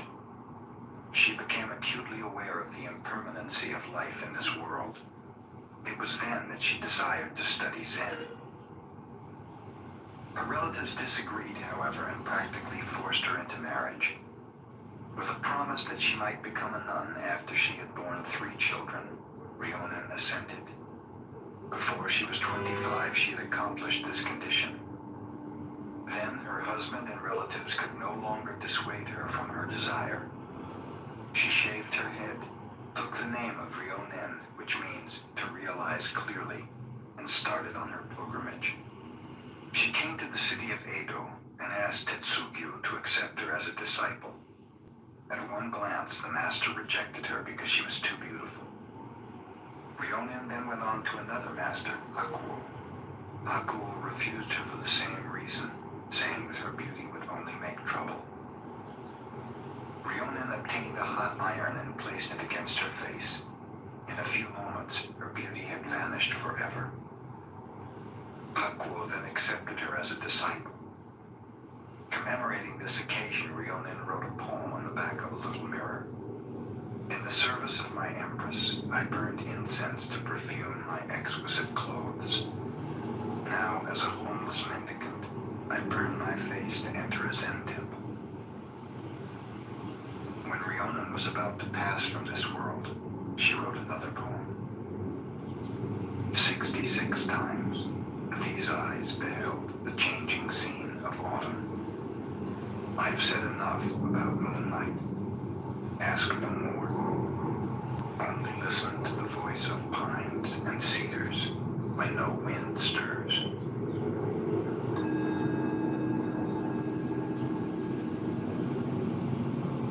The cook monk Dairyo at Bankai's monastery decided that he would take good care of his old teacher's health and give him only fresh miso, a paste of soybeans mixed with wheat and yeast that often ferments. Bankei, noticing that he was being served better miso than his pupils, asked, "Who's the cook today?" Dairyo was sent before him. Bankei learned that according to his age and position, he should eat only fresh miso. So he said the cook. Then you think I shouldn't eat at all? With this, he entered his room and locked the door. Dario, sitting outside the door, asked his teacher's pardon. Banke would not answer. For 7 days, Dario sat outside and Banke within. Finally, in desperation, an adherent called loudly to Banke, "You may be all right, old teacher, but this young disciple here has to eat. He cannot go without food forever." At that, Banke opened the door. He was smiling. He told Dario, "I insist on eating the same food as the least of my followers. When you become the teacher, I do not want you to forget this."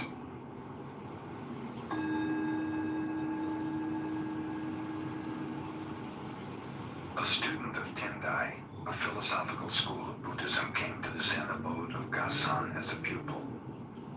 When he was departing a few years later, Gasan warned him, "Studying the truth speculatively is useful as a way of collecting preaching material. But remember that unless you meditate constantly, your light of truth may go out."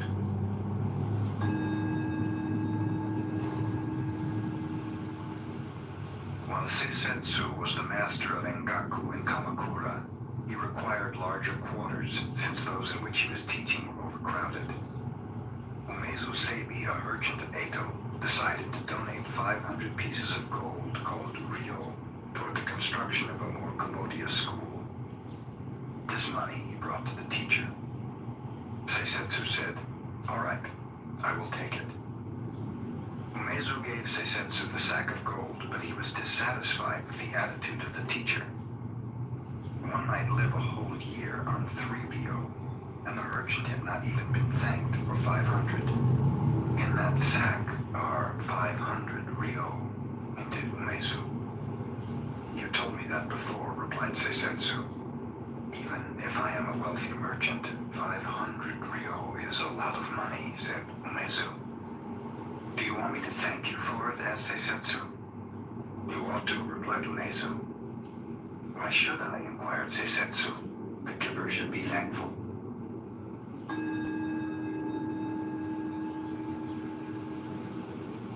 Taiko, a warrior who lived in Japan before the Tokugawa era, studied Chan no Yu, tea etiquette, with Sen no Rikyu, the teacher of that aesthetical expression of calmness and contentment. Taiko's attendant warrior, Keito, interpreted his superior's enthusiasm for tea etiquette as negligence of state affairs, so he decided to kill Sen no Rikyu. He pretended to make a social call upon the tea master and was invited to drink tea. The master, who was well skilled in his art, saw at a glance the warrior's intention, so he invited Keito to leave his sword outside before entering the room for the ceremony, explaining that Chan no Yu represents peacefulness itself. Keito would not listen to this. "I am a warrior," he said. "I always have my sword with me. Chan no Yu or no Chan no Yu, I have my sword." "Very well. Bring your sword in and have some tea," consented Sen no Rikyu. The kettle was boiling on the charcoal fire. Suddenly, Sen no Rikyu tipped it over. Hissing steam arose, filling the room with smoke and ashes. The startled warrior ran outside. The tea master apologized. "It was my mistake. Come back in and have some tea. I have your sword here covered with ashes, and will clean it and give it to you." In this predicament, the warrior realized he could not very well kill the tea master, so he gave up the idea.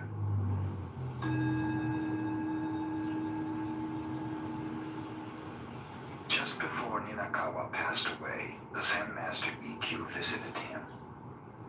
"Shall I lead you on?" Ikkyu asked. Ninakawa replied, "I came here alone, and I go alone. What help could you be to me?" Ikkyu answered, "If you think you really come and go, that is your delusion. Let me show you the path on which there is no coming and no going." With his words, Ikkyu had revealed the path so clearly that Ninakawa smiled and passed away.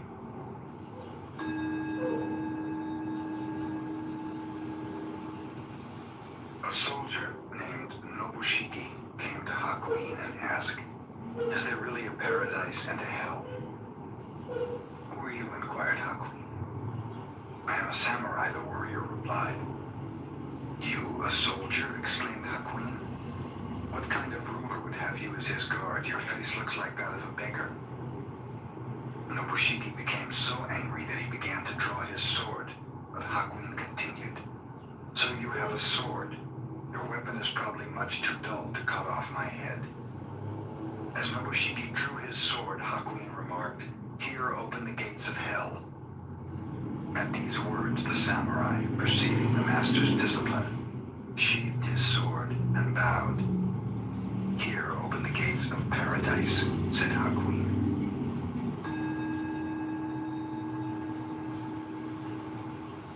A merchant bearing 50 rolls of cotton goods on his shoulders stopped to rest from the heat of the day beneath a shelter where a large stone Buddha was standing.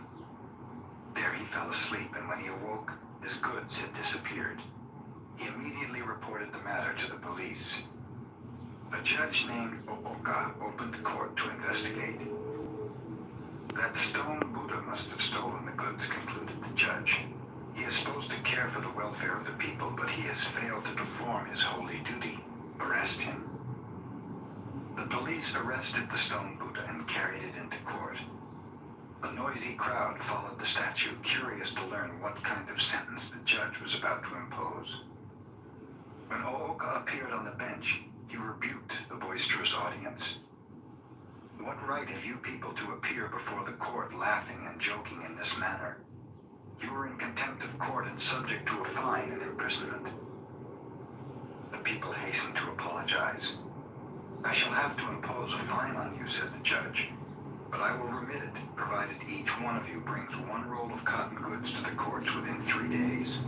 Anyone failing to do this will be arrested. One of the rolls of cloth which the people brought was quickly recognized by the merchant as his own, and thus the thief was easily discovered. The merchant recovered his goods, and the cotton rolls were returned to the people.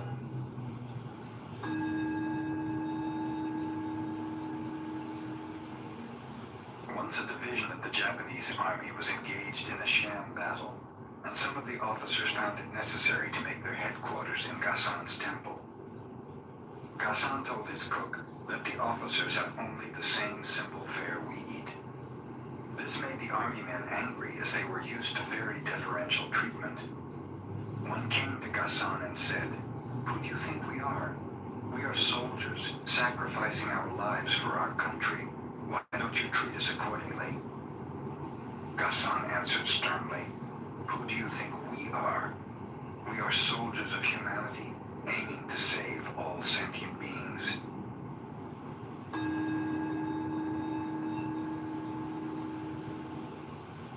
Zenkai, the son of a samurai, journeyed to Edo and there became the retainer of a high official. He fell in love with the official's wife and was discovered. In self-defense, he slew the official, then he ran away with the wife. Both of them later became thieves, but the woman was so greedy that Zenkai grew disgusted. Finally, leaving her, he journeyed far away to the province of Buzin, where he became a wandering mendicant. To atone for his past, Zenkai resolved to accomplish some good deed in his lifetime.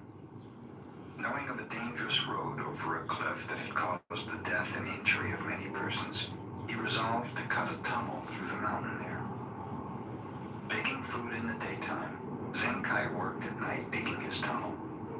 When 30 years had gone by, the tunnel was 2,280 feet long, 20 feet high, and 30 feet wide. 2 years before the work was completed, the son of the official he had slain, who was a skillful swordsman, found Zenkai out and came to kill him in revenge. I will give you my life willingly, said Zenkai. Only let me finish this work. On the day it is completed, then you may kill me. So the son awaited the day. Several months passed and Zenkai kept on digging. The son grew tired of doing nothing and began to help with the digging. After he had helped for more than a year, he came to admire Zenkai's strong will and character. At last, last, the tunnel was completed, and the people could use it to travel in safety. Now cut off my head, said Zenkai. My work is done.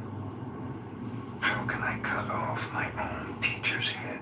Asked the younger man, with tears in his eyes.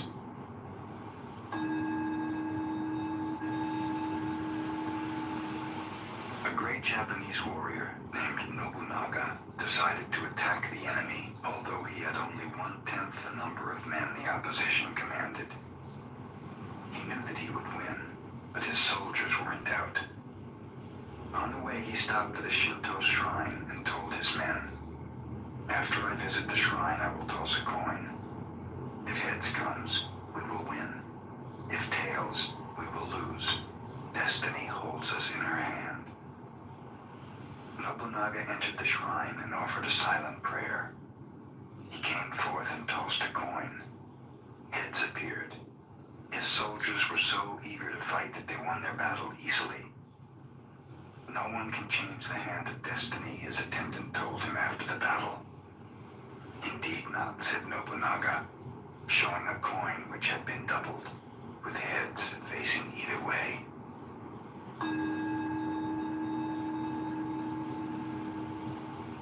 Ghassan instructed his adherents one day, "Those who speak against killing and who desire to spare the lives of all conscious beings are right.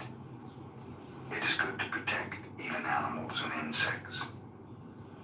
But what about those persons who kill time? What about those who are destroying wealth and those who destroy political economy? We should not overlook them. Furthermore, what of the one who preaches without enlightenment? He is killing Buddhism."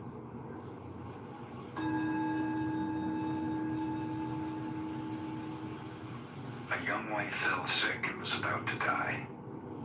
"I love you so much," she told her husband. "I do not want to leave you. Do not go from me to any other woman.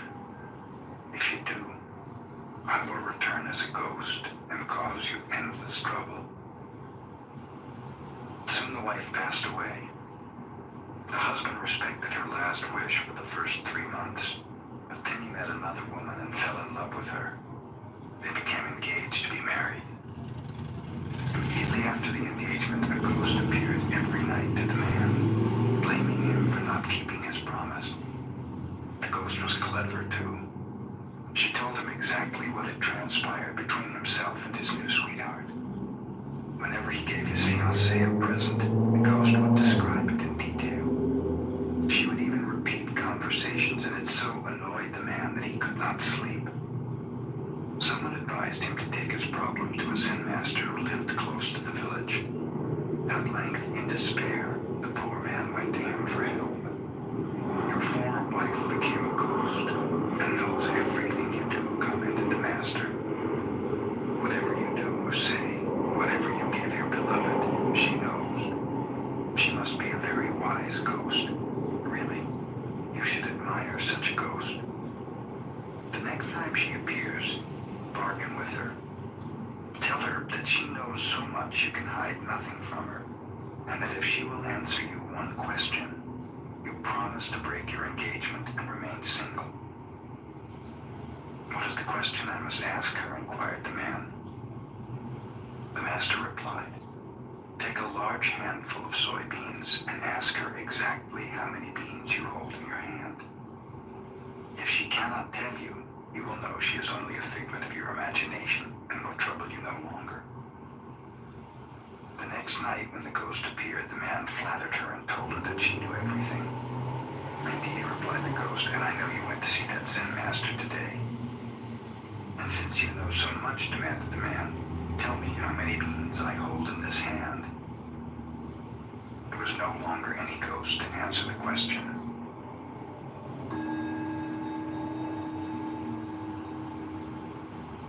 Yamaoka Teshu was a tutor of the emperor. He was also a master of fencing and a profound student of Zen. His home was the abode of vagabonds.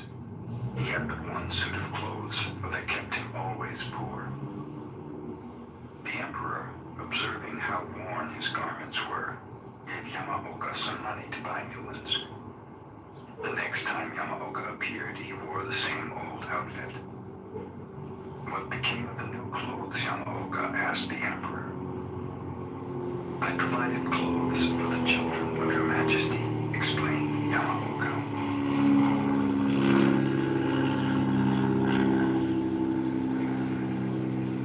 In modern times, a great deal of nonsense is talked about masters and disciples, and about the inheritance of a master's teaching by favorite pupils, entitling them to pass the truth on to their adherents. Of course, Zen should be imparted in this way from heart to heart, and in the past it was really accomplished. Silence and humility reigned rather than profession and assertion. The one who received such teaching kept the matter hidden even after 20 years. Not until another discovered through his own need that a real master was at hand was it learned that the teaching had been imparted. And even then the occasion arose quite naturally, and the teaching made its way in its own right. Under no circumstance did the teacher even claim, I am the successor of so-and-so. Such a claim would prove quite the contrary. The Zen master, Munan, had only one successor. His name was Shoju. After Shoju had completed his study of Zen, Munan called him into his room. I'm getting old, he said. And as far as I know, Shoju, you are the only one who will carry on this teaching. Here's a book. It has been passed down from master to master for 7 generations. I also have added many points according to my understanding. The book is very valuable, and I'm giving it to you to represent your successorship. If the book is such an important thing, you had better keep it, Shoju replied. I received your Zen without writing, and I'm satisfied with it as it is. I know that, said Munan. Even so, this work has been carried from master to master for 7 generations, so you may keep it as a symbol of having received the teaching. Here. The two happened to be talking before a brazier. The instant Shoju felt the book in his hands, he thrust it into the flaming coals. He had no lust for possessions. Munan, who never had been angry before, yelled, What are you doing? Shoju shouted back, What are you saying?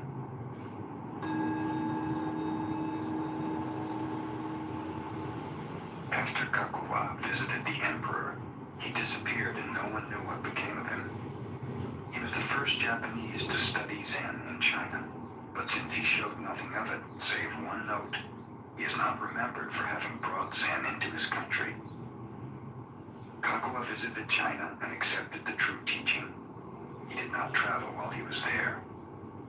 Meditating constantly, he lived on a remote part of a mountain. Whenever people found him and asked him to preach, he would say a few words and then move to another part of the mountain where he could be found less easily. The emperor heard about Kakuwa when he returned to Japan and preached Zen for his edification and that of his subjects. Kakuwa stood before the emperor in silence. He then produced a flute from the folds of his robe and blew one short note. Bowing politely, he disappeared.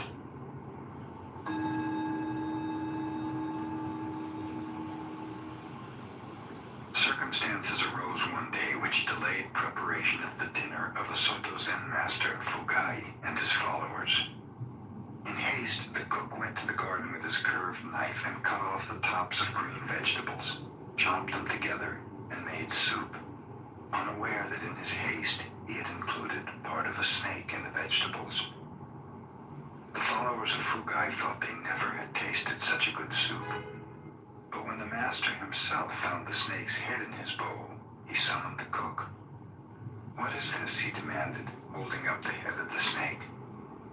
Oh, thank you, master, replied the cook, taking the morsel and eating it quickly.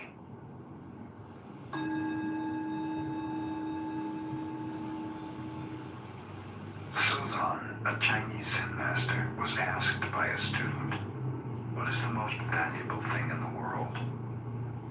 The master replied, the head of a dead cat. Why is the head of a dead cat the most valuable thing in the world? Inquired the student. Sozan replied, because no one can name its price.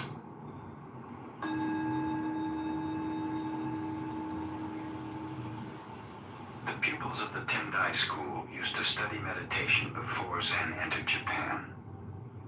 4 of them, who were intimate friends, promised one another to observe 7 days of silence. On the first day, all were silent. Their meditation had begun auspiciously. But when night came and the oil lamps were growing dim, one of the pupils could not help exclaiming to a servant, "Fix those lamps."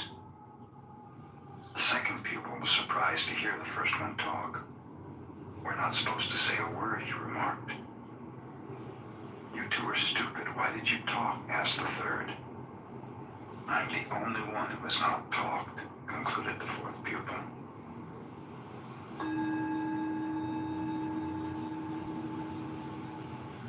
Zen pupils take a vow that even if they are killed by their teacher, they intend to learn Zen. Usually they cut a finger and seal their resolution with blood. In time, the vow has become a mere formality, and for this reason, the pupil who died by the hand of Aikido was made to appear a martyr. Aikido had become a severe teacher. His pupils feared him. One of them on duty striking the gong to tell the time of day missed his beats when his eye was attracted by a beautiful girl passing the temple gate.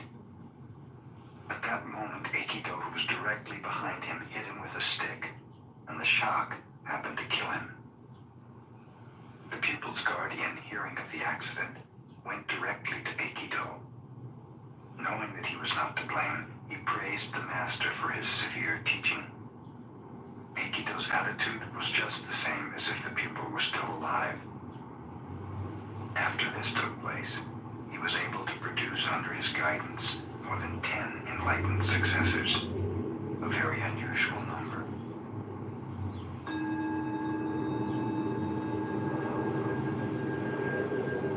Ryokan devoted his life to the study of Zen. One day he heard that his nephew, despite the admonitions of relatives, was spending his money on a courtesan.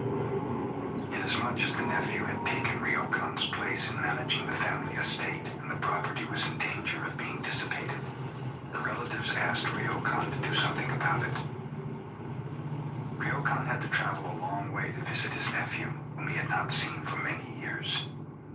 The nephew seemed pleased to meet his uncle again and invited him to remain overnight. All night, Ryokan sat in meditation. As he was departing in the morning, he said to the young man, "I must be getting old. My hand shakes, so will you help me tie the string of my straw sandal?" The nephew helped him willingly. "Thank you," finished Ryokan. "You see, a man becomes older and feebler day by day. Take good care of yourself." Then Ryokan left, never mentioning a word about the courtesan or the complaints of the relatives. But from that morning on, the dissipations of the nephew ended.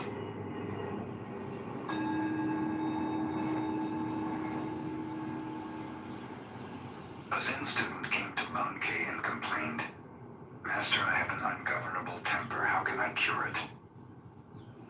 "You have something very strange," replied Bankei. "Let me see what you have." "But just now I cannot show it to you," replied the other. "When can you show it to me?" asked Bankei. "It arises unexpectedly," replied the student. "Then," concluded Bankei, "it must not be your own true nature. If it were, you could show it to me at any time. When you were born, you did not have it, and your parents did not give it to you. Think that over."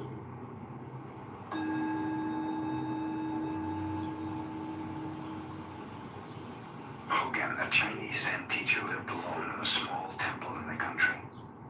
One day, 4 traveling monks appeared and asked if they might make a fire in his yard to warm themselves. While they were building the fire, Hogan heard them arguing about subjectivity and objectivity. He joined them and said, "There is a big stone. Do you consider it to be inside or outside your mind?" One of the monks replied, from the Buddhist viewpoint, everything is an objectification of mind. So I would say that the stone is inside my mind. Your head must feel very heavy, observed Hogan, if you were carrying around a stone like that in your mind.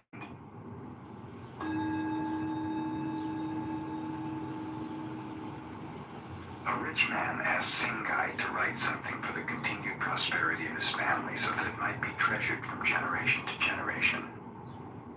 Singai obtained a large sheet of paper and wrote, "Father dies, son dies, grandson dies." The rich man became angry. "I asked you to write something for the happiness of my family. Why do you make such a joke as this?" "No joke is intended," explained Singai. "If before you yourself die, your son should die, this would grieve you greatly. If your grandson should pass away before your son, both of you would be broken-hearted. If your family, generation after generation, passes away in the order I have named, it will be the natural course of life. I call this real prosperity."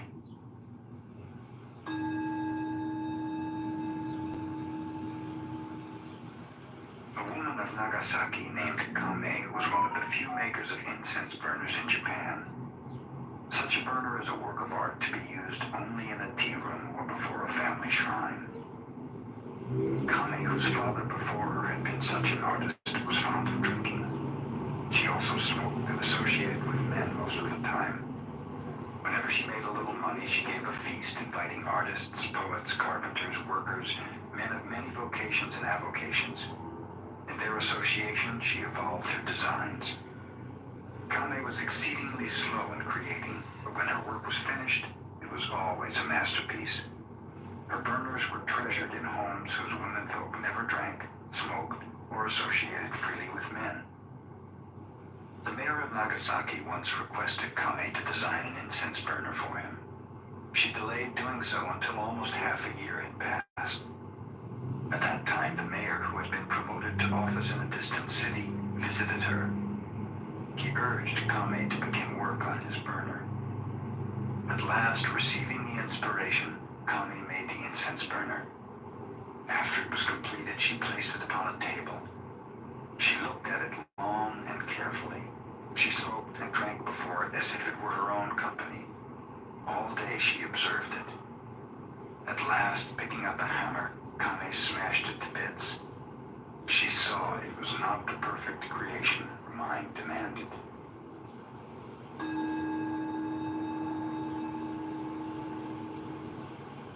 When Bankei was preaching at Ryomon Temple, a Shinshu priest who believed in salvation through the repetition of the name of the Buddha of love was jealous of his large audience and wanted to debate with him. Bankei was in the midst of a talk when the priest appeared, but the fellow made such a disturbance that Bankei stopped his discourse and asked about the noise. The founder of our sect, boasted the priest, had such miraculous powers that he held a brush in his hand on one bank of the river. His attendant held up a paper on the other bank, and the teacher wrote the holy name of Amida through the air. Can you do such a wonderful thing?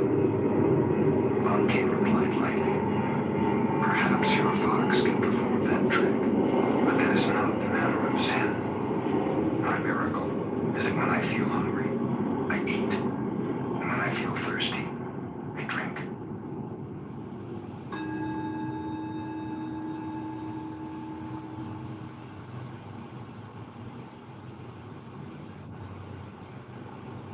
Yamaoka Teshu, as a young student of Zen, visited one master after another. He called upon Dokuon of Shokoku. Desiring to show his attainment, he said, "The mind, Buddha, and sentient beings, after all, do not exist. The true nature of phenomena is emptiness. There is no realization, no delusion, no sage, no mediocrity. There is no giving and nothing to be received." Dokuon, who was smoking quietly, said nothing. Suddenly he whacked Yamaoka with his bamboo pipe.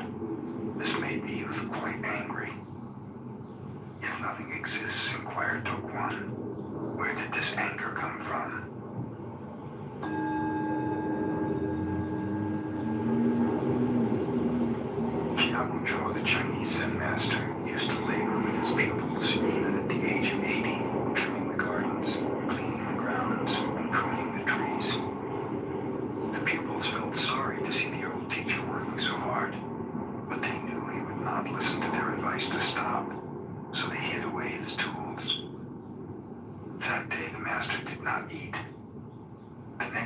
did not eat, nor the next.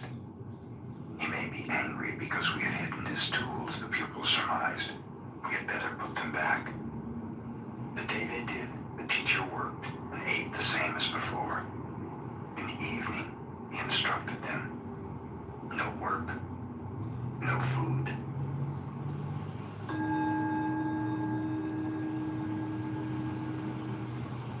EQ, the Zen master, was very clever even as a boy. His teacher had a precious teacup, a rare antique. EQ happened to break this cup and was greatly perplexed. Hearing the footsteps of his teacher, he held the pieces of the cup behind him. When the master appeared, EQ asked, "Why do people have to die?" "This is natural," explained the older man. "Everything has to die and has just so long to live." EQ, producing the shattered cup, added, "It was time for your cup to die."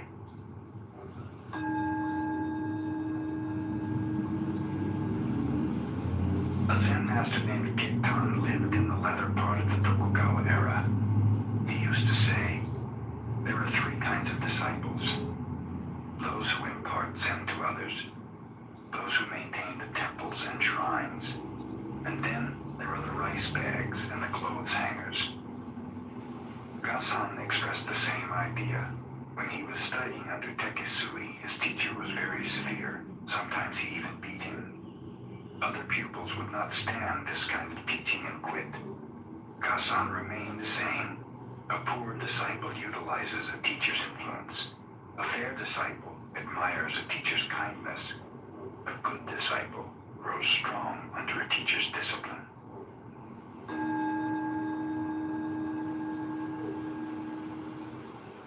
Zen teachers train their young pupils to express themselves.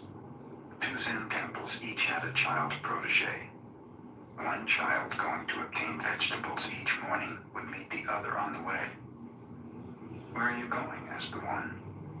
"I'm going wherever my feet go," the other responded. This reply puzzled the first child, who went to his teacher for help. Tomorrow morning, the teacher told him, "When you meet that little fellow, ask him the same question. He'll give you the same answer, and then you ask him, 'Suppose you have no feet. Then where are you going?' That'll fix him." The children met again the following morning. "Where are you going?" asked the first child. "I'm going wherever the wind blows," answered the other. This again nonplussed the youngster, who took his defeat to his teacher. "Ask him where he's going if there's no wind," suggested the teacher. The next day the children met a third time. "Where are you going?" asked the first child. "I'm going to market to buy vegetables," the other replied.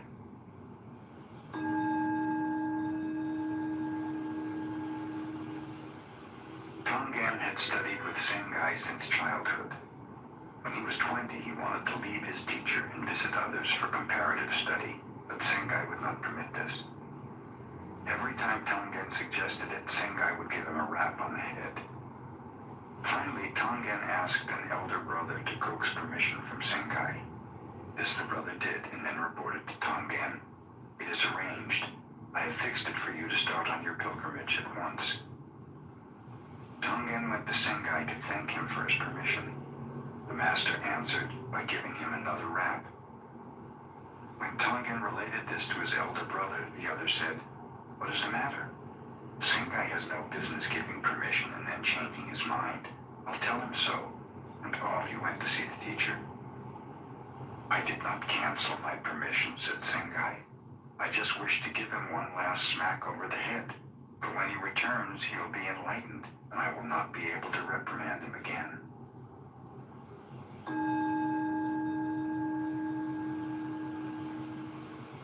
Tajuro Yagyo was the son of a famous swordsman. His father, believing that his son's work was too mediocre to anticipate mastership, disowned him. So Matajuro went to Mount Futara, and there found the famous swordsman Banzo. But Banzo confirmed the father's judgment. "You wish to learn swordsmanship under my guidance?" asked Banzo. "You cannot fulfill the requirements."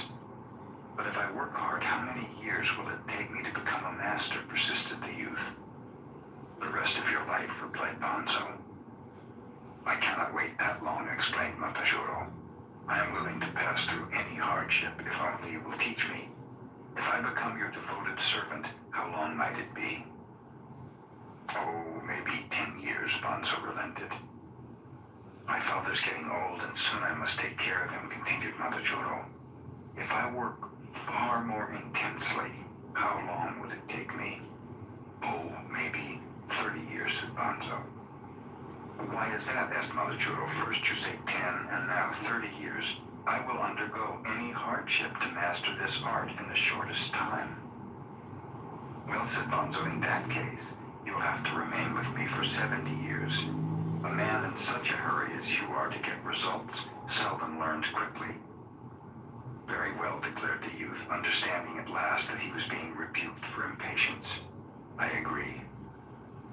Matajuro was told never to speak of fencing and never to touch a sword. He cooked for his master, washed the dishes, made his bed, cleaned the yard, cared for the garden, all without a word of swordsmanship. 3 years passed. Still Matajuro labored on. Thinking of his future, he was sad. He had not even begun to learn the art to which he had devoted his life. But one day, Bonzo crept up behind him and gave him a terrific blow with a wooden sword. The following day, when Matajuro was cooking rice, Bonzo again sprang upon him unexpectedly. After that, day and night, Matajuro had to defend himself from unexpected thrusts. Not a moment passed in any day that he did not have to think of the taste of Bonzo's sword. He learned so rapidly, he brought smiles to the face of his master. Matajuro became the greatest swordsman in the land.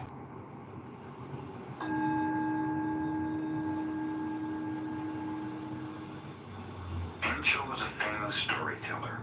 His tales of love stirred the hearts of his listeners. When he narrated a story of war, it was as if the listeners themselves were on the field of battle. One day, Encho met Yamaoka Keshu, a layman who had almost embraced masterhood in Zen. I understand, said Yamaoka, you are the best storyteller in our land, and that you make people cry or laugh at will. Tell me my favorite story of the Peach Boy.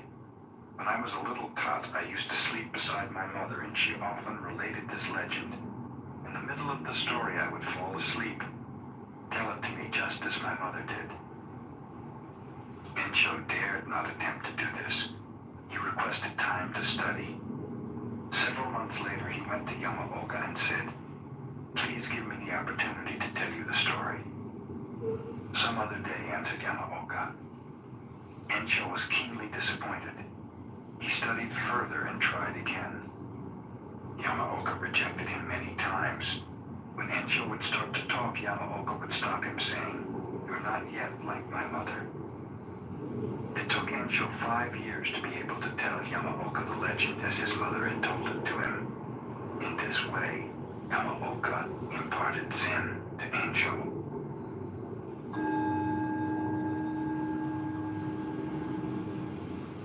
Many pupils were studying meditation under the Zen master Sengai. One of them used to arise at night, climb over the temple wall, and go to town on a pleasure jaunt.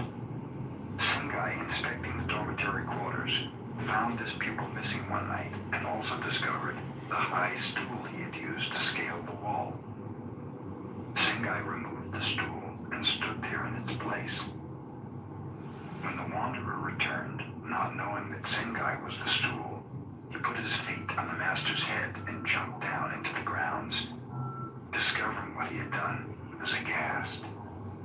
Sengai said, it is very chilly in the early morning. Do be careful not to catch cold yourself. The pupil never went out at night again.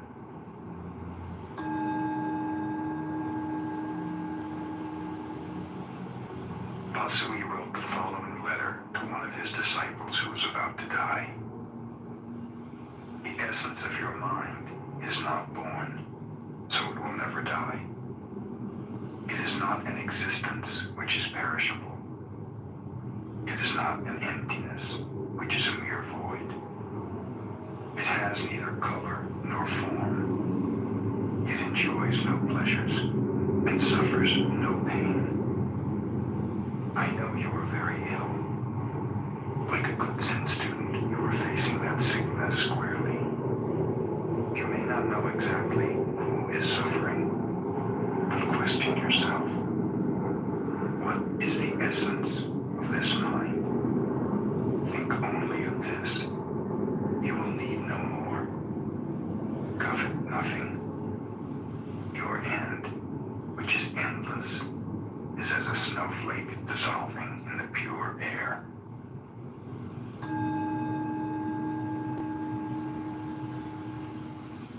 A Zen master named Yisan asked a young student to bring him a pail of water to cool his bath. The student brought the water, and after cooling the bath, threw onto the ground the little that was left over. "You dunce," the master scolded him. "Why didn't you give the rest of the water to the plants? What right have you to waste even a drop of water in this temple?"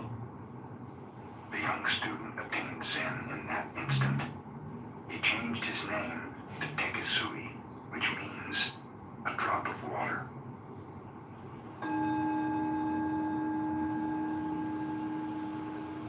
Tosui was the Zen master who left the formalism of temples to live under a bridge with beggars.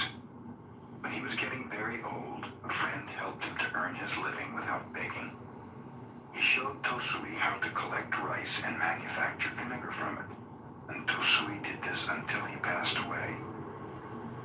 While Tosui was making vinegar, one of the beggars gave him a picture of the Buddha. Tosui hung it on the wall of his hut and put a sign beside it. The sign read, "Mr. Amida Buddha, this little room is quite narrow. I can let you remain as a transient, but don't think I'm asking you to help me to be reborn in your paradise."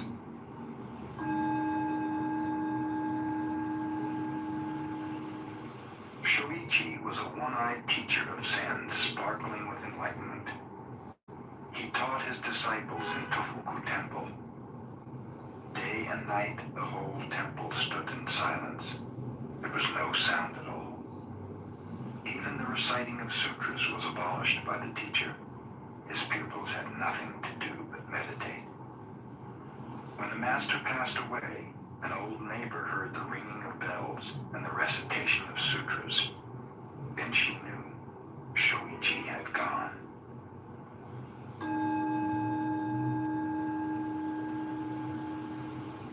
Buddha said, "I consider the positions of kings and rulers as that of dust motes. I observe treasures of gold and gems as so many bricks and pebbles. I look upon the finest silken robes as tattered rags. I see myriad worlds of the universe as small seeds of fruit, and the greatest lake in India as a drop of oil on my foot. I perceive the teachings of the world to be the illusion of magicians.